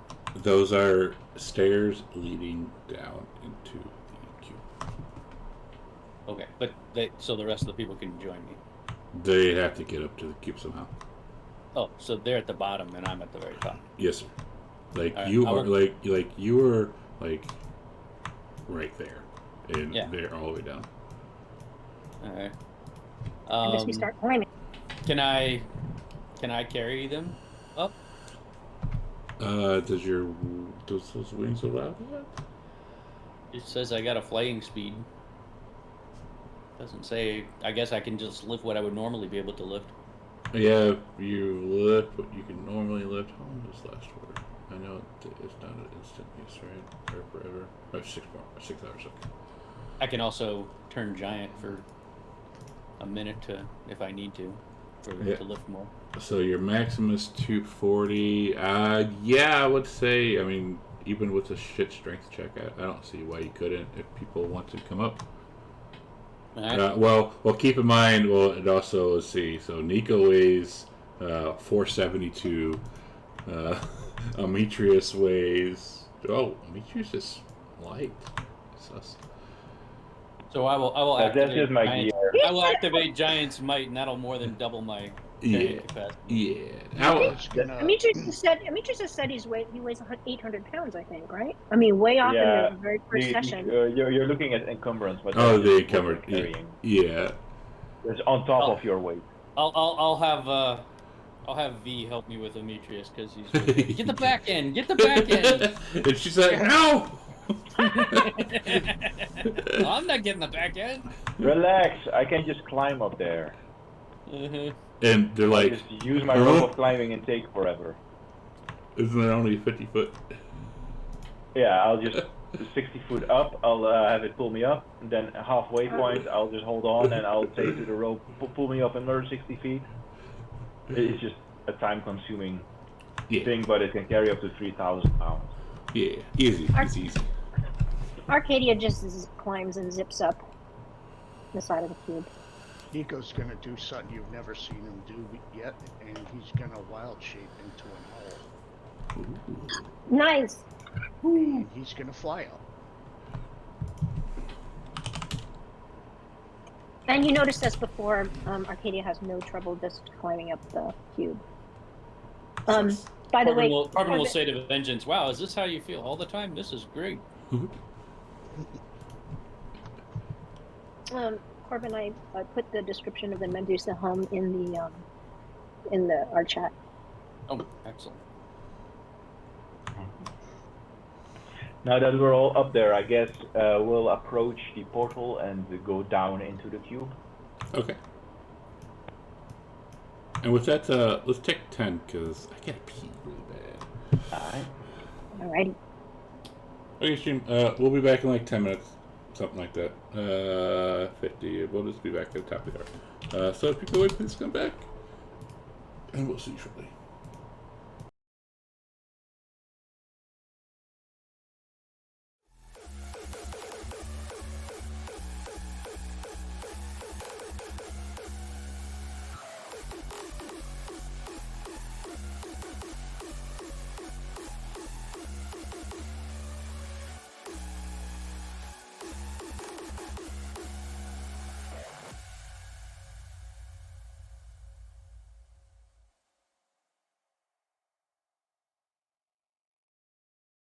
Think you're super cute.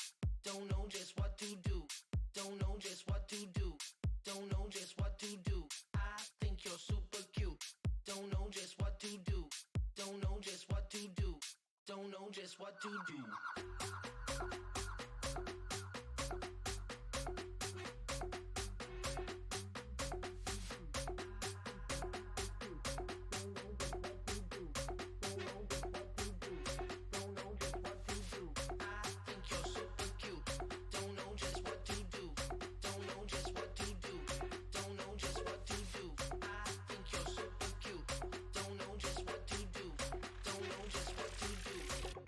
Just what to do.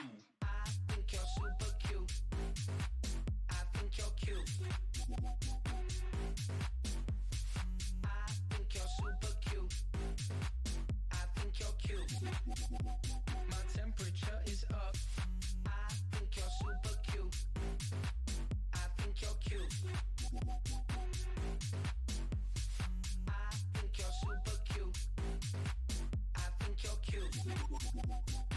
temperature is up. Up, up, up, up, up,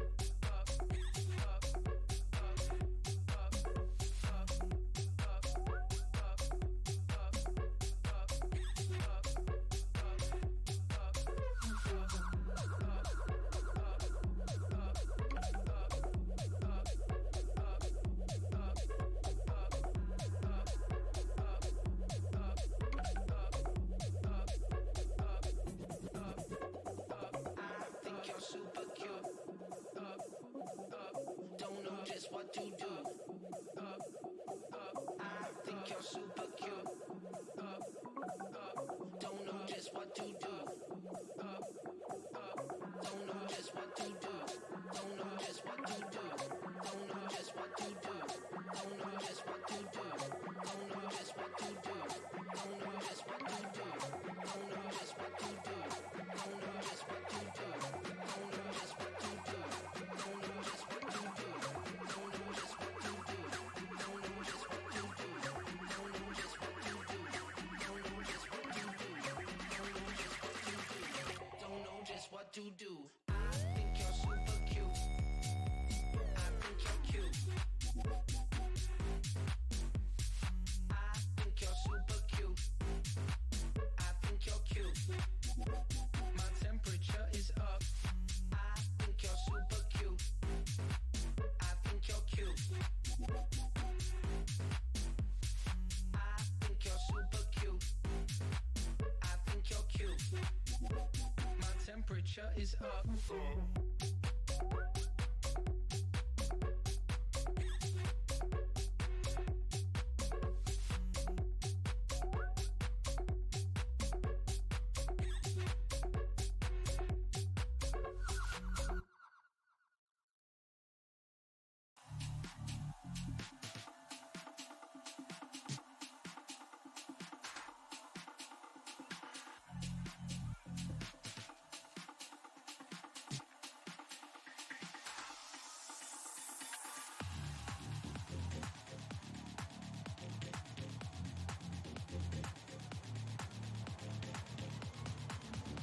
My main concern is, do you like bass? Like boom, boom, boom, boom, boom. Like bass. Like, yeah. Like bass. Like motherfucking yeah. Like bass. Like, yeah.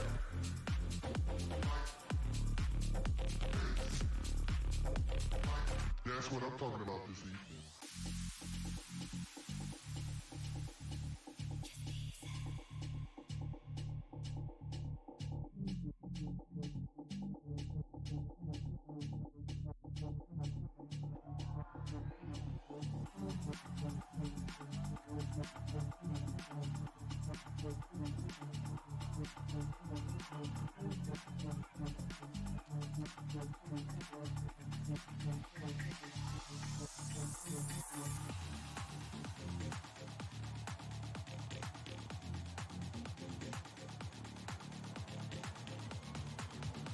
My main concern is, do you like bass? Like boom, boom, boom, boom, boom. Like bass. Like, yeah. Like bass. Like motherfucking yeah. Like bass. Like, yeah.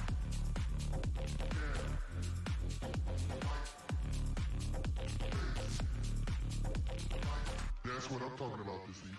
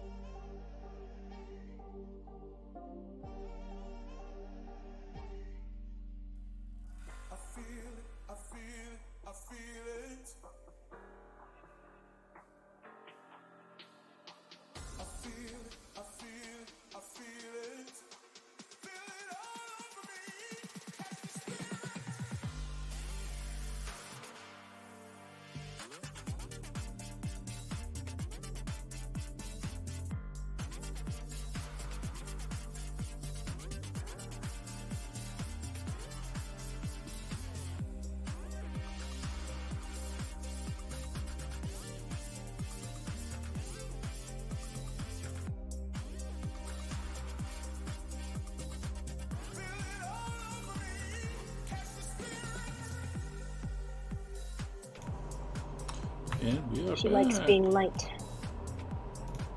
Sus. She's sus. Alright, we're back. So, heading down, as you descend this spiral staircase and enter the chamber below, you are met by dark, gloomy surroundings. A sense of dread fills the air. You feel a strange presence before noticing two featureless humanoid statues standing motionless in the corner of the room. Sus. Are these doors that we're next to? There are. There are two. Is that where the statues are? Or? Yes. So it kind of like you'd be there, like there, and put her up here. And you I don't trust those statues. There's just so many Hello. of you freaking people in here. can you post that description? And also, do they look like petrified people or There we just go. statues? So let me. Bam. Bam. It's kind of. There we go. So actually, kind of like that. They're behind the doors? Well, the doors are open. Nope. Alright. I'll go inspect this one over here. Is it blocking the passageway? It is. Oh. And I'll say, let me pass. If you're a small creature, you should just be able to occupy the same hitbox. Can I squeeze by? You can certainly try. I will try to squeeze past it. Alright. And we do that. Oh. Damn it.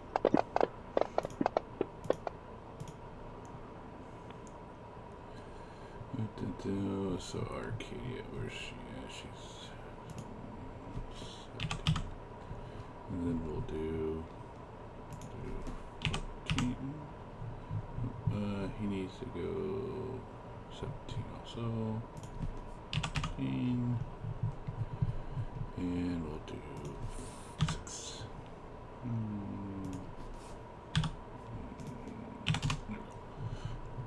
Alrighty. Arcadia, as this thing, as these things come to life.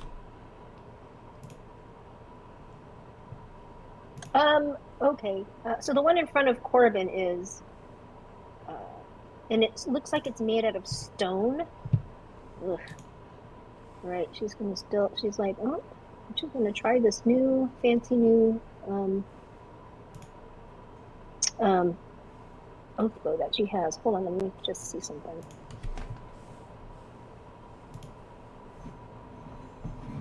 All right, here she goes.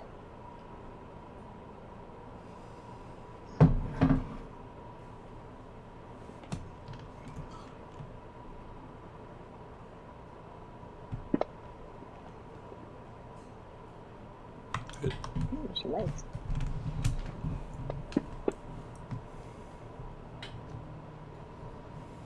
Wow, and it does damage. It looks like it does damage. And she forgets herself, and she's like, God damn it. And she murmurs a little something. I'm going to go out of my turn so this can set up. And casts. She was so excited about, attacking this thing with her shiny new weapon. She forgot to cast Hunter's Mark. Okay, let's see if that works.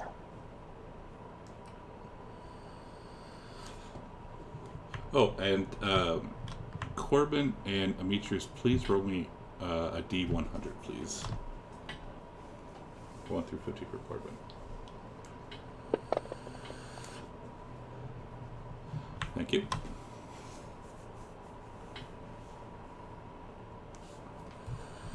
All right, seems like it worked. Okay, I'm going to attack it one more time.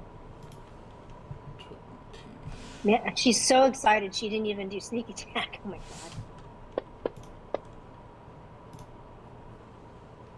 Now she's going to do sneak attack.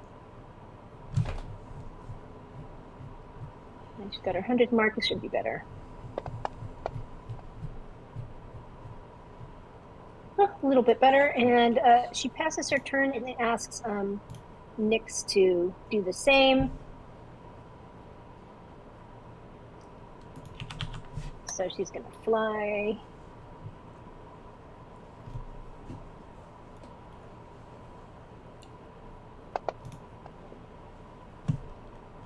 Ooh, and see if she does any damage.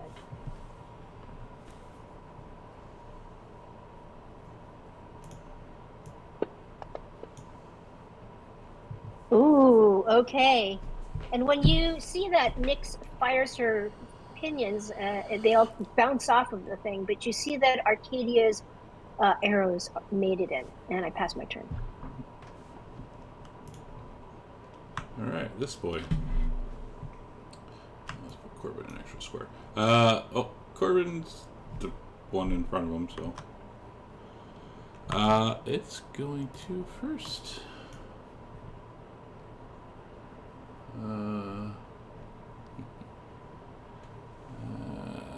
It's going to give me a second here.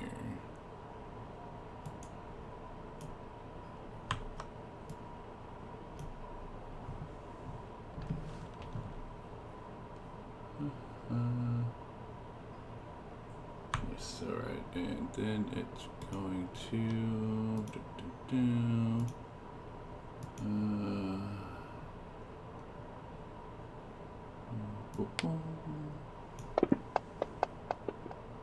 Oh yeah.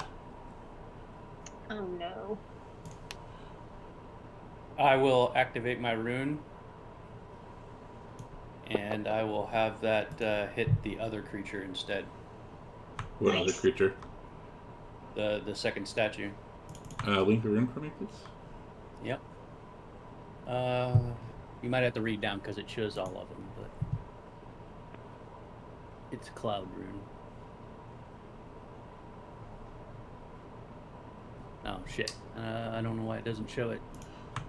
I'll find it.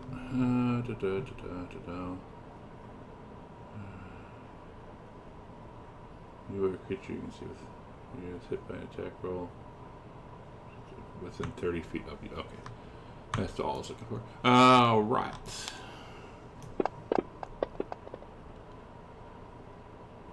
Should have done. What did it do? Hang on.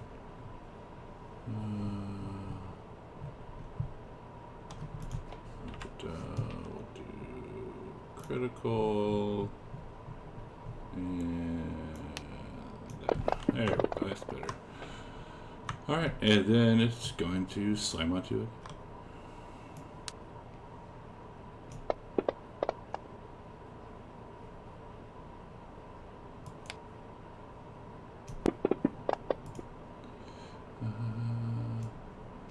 And we need to do this.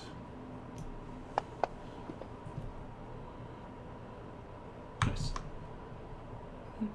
And that's his turn. Corbin. Alright, having gotten hit, I will rage.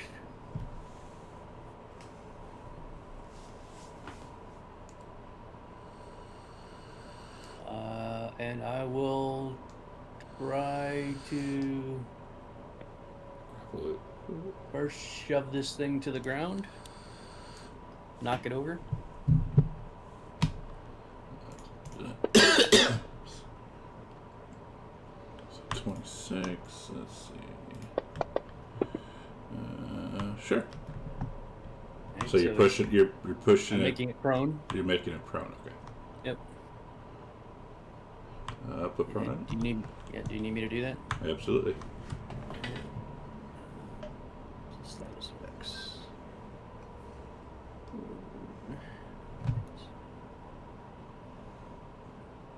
Did that work? You put prone on yourself. I did. Yeah. Don't need to do that. I took it off. I tried to drag it onto the statue. Wait. There. Alright. And then I will try to grapple it. Whoa, what the hell happened there? What the hell is that? I have no Wow. idea. You're The targeting hell? everybody. Yeah. You have everyone targeted. How am I Except for the targeting creature. everyone? Except for the creature. That is weird. I have no idea how that happened. Hang on, I gotta go back and take it off of everyone. Jesus. You literally have us all grappled. I grappled everybody. A level 20 ability, he grapples everyone. Yeah. Is it off everybody? Not yet, hang on. There's a lot I'll of people. re-roll it. There's a lot of people. Okay, go That ahead. was weird. How did I target everyone? Yeah, that happened last session. That Gravik and I ended up targeting ourselves, and I don't remember touching anything. 31. Ooh, wow, good. That's a good grapple. That's a good grapple. That Yeah. sure as hell is. Alright, put it on. Alright, and then I'm gonna walk it back a little bit.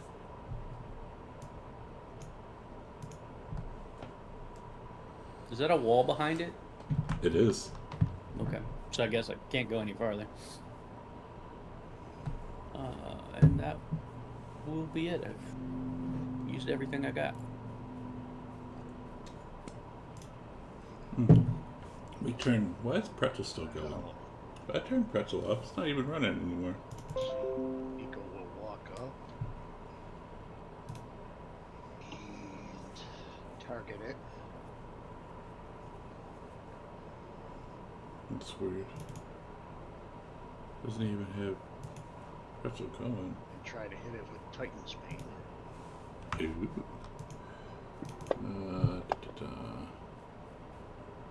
It's a hit. What's that advantage for him? No, because he's prone. Sure.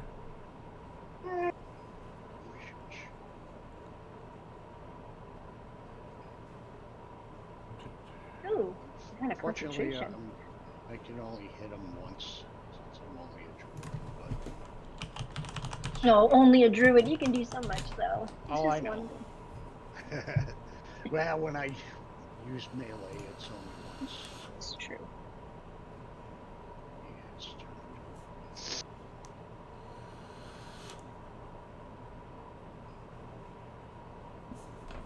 Vengeance.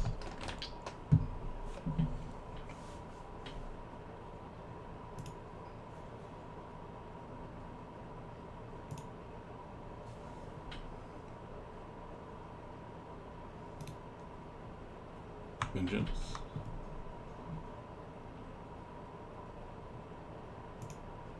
Carbon.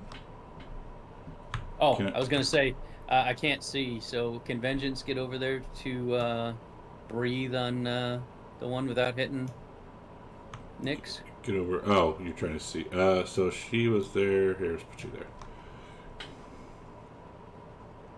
Yeah, that's what I was trying to do. We park her hair for the breath. Yeah, I don't like getting that close to it, but I mean, look at her Next. HP. I guess so. So she'll fly down next to Nyx and unleash the cold breath. All right.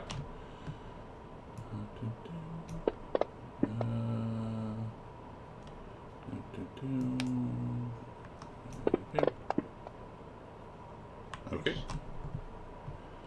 Oh, it takes damage. That's good. And she's going to. You can move Corbin back.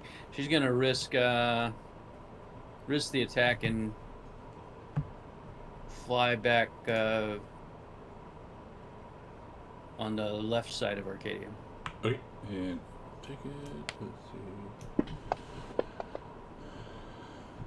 Sad it rolled off a 15.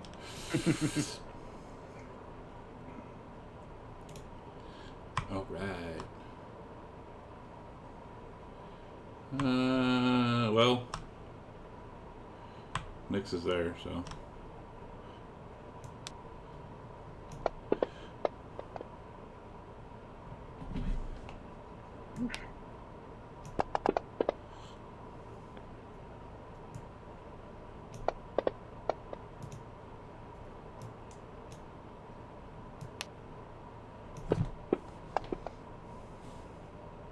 Wow, lucky.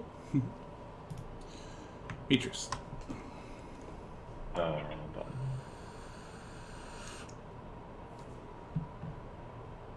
Move in there. Yeah. Take a nap. Can it see me from here? You can. Sure. Okay. Give me a second. Take down. Okay. To enter this room. So, that there is a wall. That is a wall. Does it not look like a wall? No, the map, I can't actually see it. It's like half my square is Blacked out, total down there. Yeah. What's that? Yeah, I can't see that, no. Okay, so I can't get within 5 feet of it, so no point focusing that one down then. I'll move here. And I will attack this creature.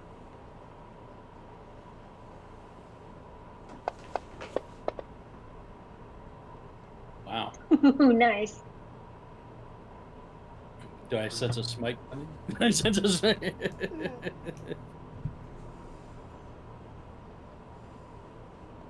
What's that I smell in the air? Yeah. I smell a smite. Jesus. Wow.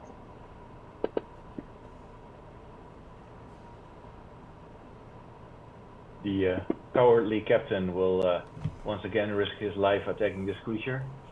Yeah, Well, but Crew's since, Crew's not here, so it'll be whatever. Yeah, well, this crewman is chilling safely aboard the ship. Don't worry, Corbin will accurately relay your heroics. Okay. Arcadia's gonna continue shooting at this thing.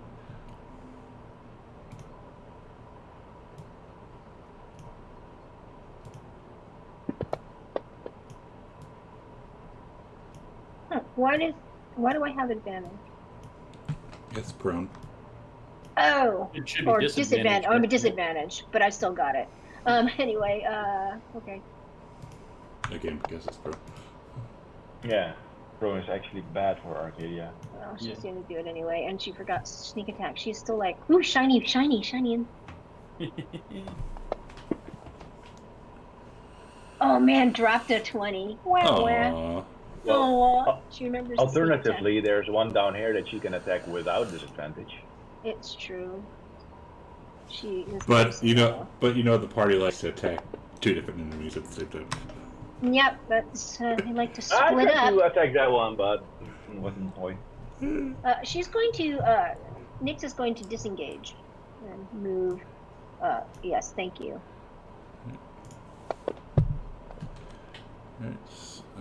This one is it's breathing heavy. Corbin. So I noticed that regular damage does nothing to it, so there's not much Corbin can do.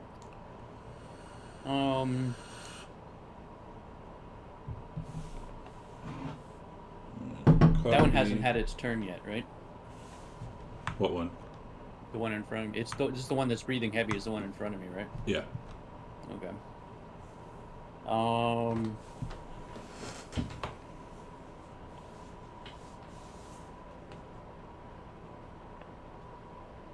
I'm gonna try and shove it down the hallway a little more. Can I move it to the south? Curious how? Huh? How are we doing that? Well, I've got a hold of him, so I'm just gonna try and maneuver it down that way. I've got it grappled, so I'm just gonna try and move it farther down the hallway. Okay, so like, I guess there? Yeah, exactly. Down one more if we can get it down one more. Go there. Go there. Okay, go there. I'm just trying to make more space for others. So I'd probably move to there. And even though I know it will do nothing, I am going to beat on it with my fists a couple times. Do I even need to bother? Because it's not going to do damage. Not really. Alright. I will just to maintain my rage, I will continually punch at it. Fair. And that's it. Nico.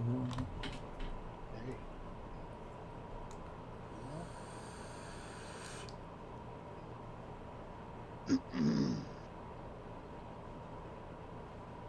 Really need to find that tattoo guy. A little bit. Titan Green did do some damage, but he's gonna sheath it and try to scratch out at it with Primal Savagery.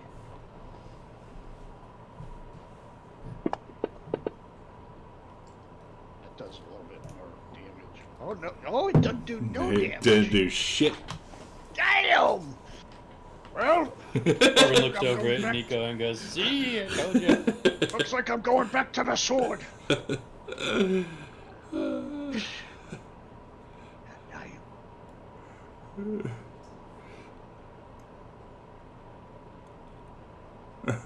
Vengeance.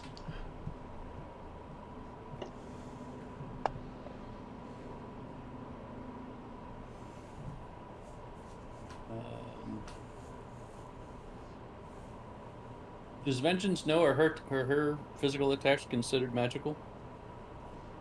I do not believe they are, and I don't think she would know yet. Well, she's about to find out. If she didn't know, she'll fly over next to Nico and try and get a claw in. Oh, like go, it's like here and then move back out, or? Well, can't she hit him from the corner? I mean, I guess you can try. Yeah. Try to bite She him. would try. Yep.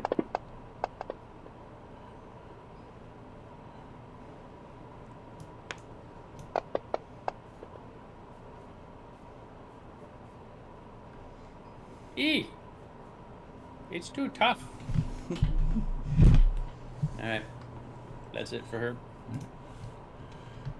Alright, this boy.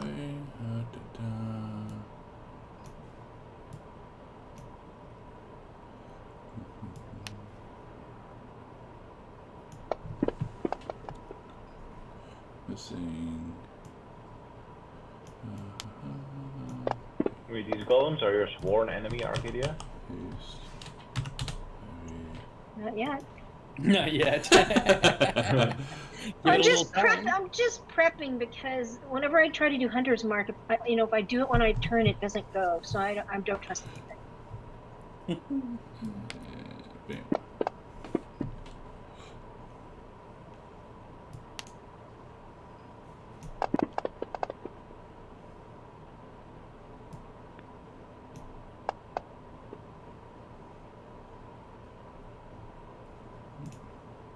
Demetrius.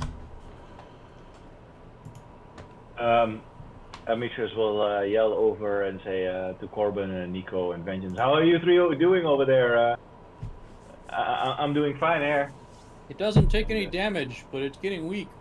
What do you mean? I just put a huge crack in its chest. Bonus action. Shield of Faith with my Warlock spell slot. And then I will attack.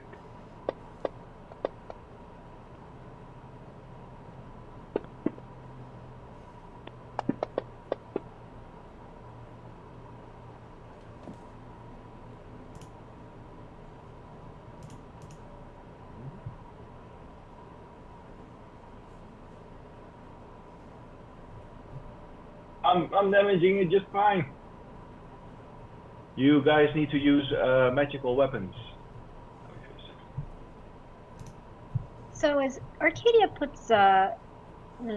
knocks an arrow to her bow, she hears this Elvish saying, and she decides to give it a try. And she says back to it, "Swift death to you who have wronged me." And then she shoots at this thing.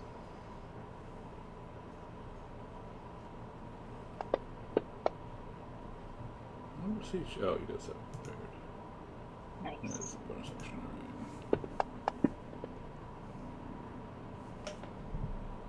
Ooh, she does it again. She keeps on forgetting to sneak attack, damn it. She's too excited about the bow. This time she's going to do a sneak attack.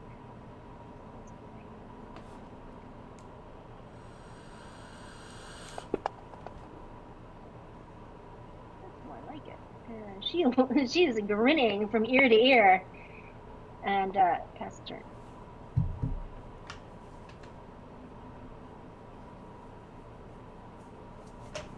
Next.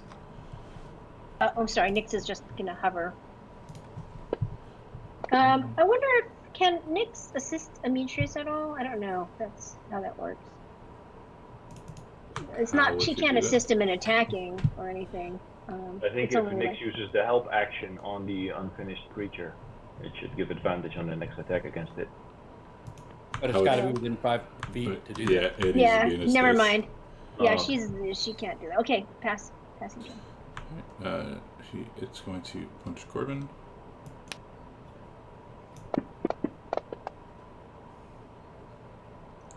And punch him again. Stop punching me. And then it stops punching you and looks over at Vengeance. I'm going to push it forward a couple of squares to get it away from Vengeance. How many? Oh, wait, you got, what, 30 feet? I lost my map. Spensters. Oh, thank you, I'm gonna Sven. push it down 2 squares. So 10, 20. There. Thank you, see Sven. those doors. Great to heal. Great to heal. Good. And I will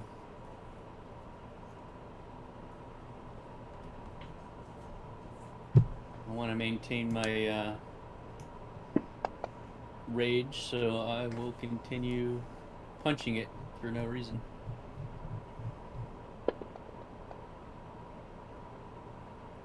I critically punch it for no damage. Can I grab a +1 arrow and try and just stab it with the arrow? How many, I thought you didn't have any of those left, or only had like one. Oh, that's in your bag of holding. Yeah. No, that's true. I probably couldn't get to it. Yeah. I've got 6 of them left, but all right. I just punch it again. I do no damage to it, Okay. but I'm still raging.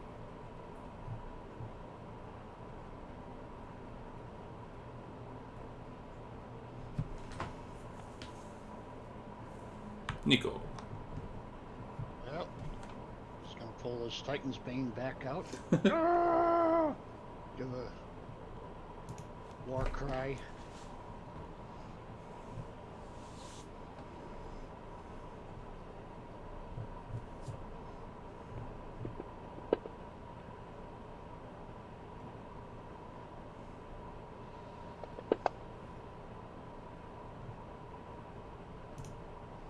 It's working. I'll keep hitting it with the Titan's Bane. And we'll back off a bit. It'll swipe at you. I got mobile. Oh yeah, you do have mobile. Yeah, you can do it for free. And then it'll be Vengeance's turn.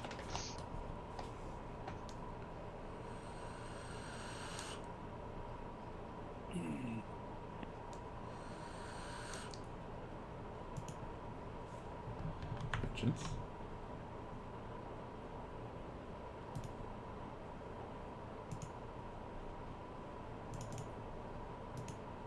Oh, it's Vengeance turn? Oh, Vengeance.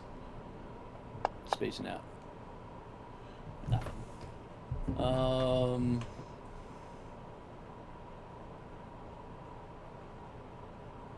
Vengeance will, seeing she can't do anything over here, she's going to fly back next to Amitrius and give the help action. How is she helping? She is kind of beating her wings at the statue to distract it. Okay.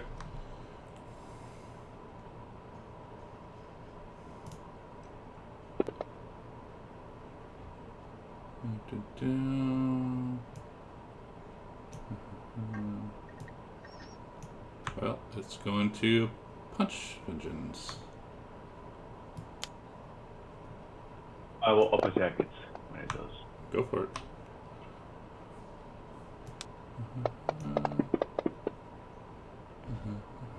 Oof.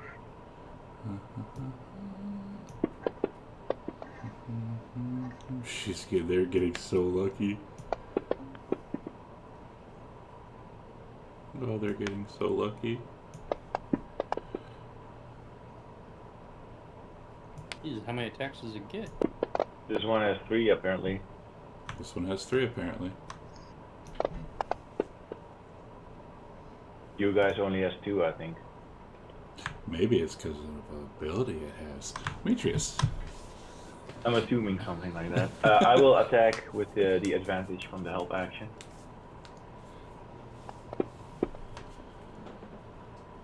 I'll say good work, Vengeance. Ooh. Oh shoot, wrong.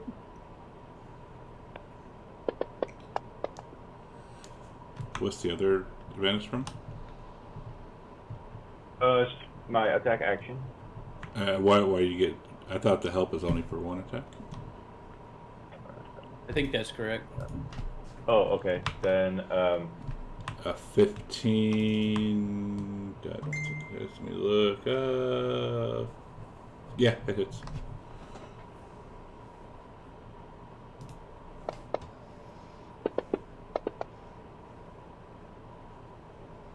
and as a bonus action,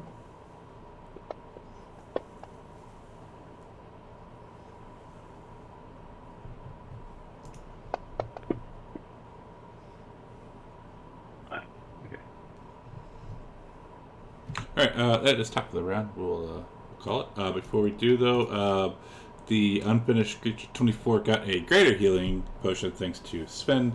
So, Corbin, if you want to drop that on him, please.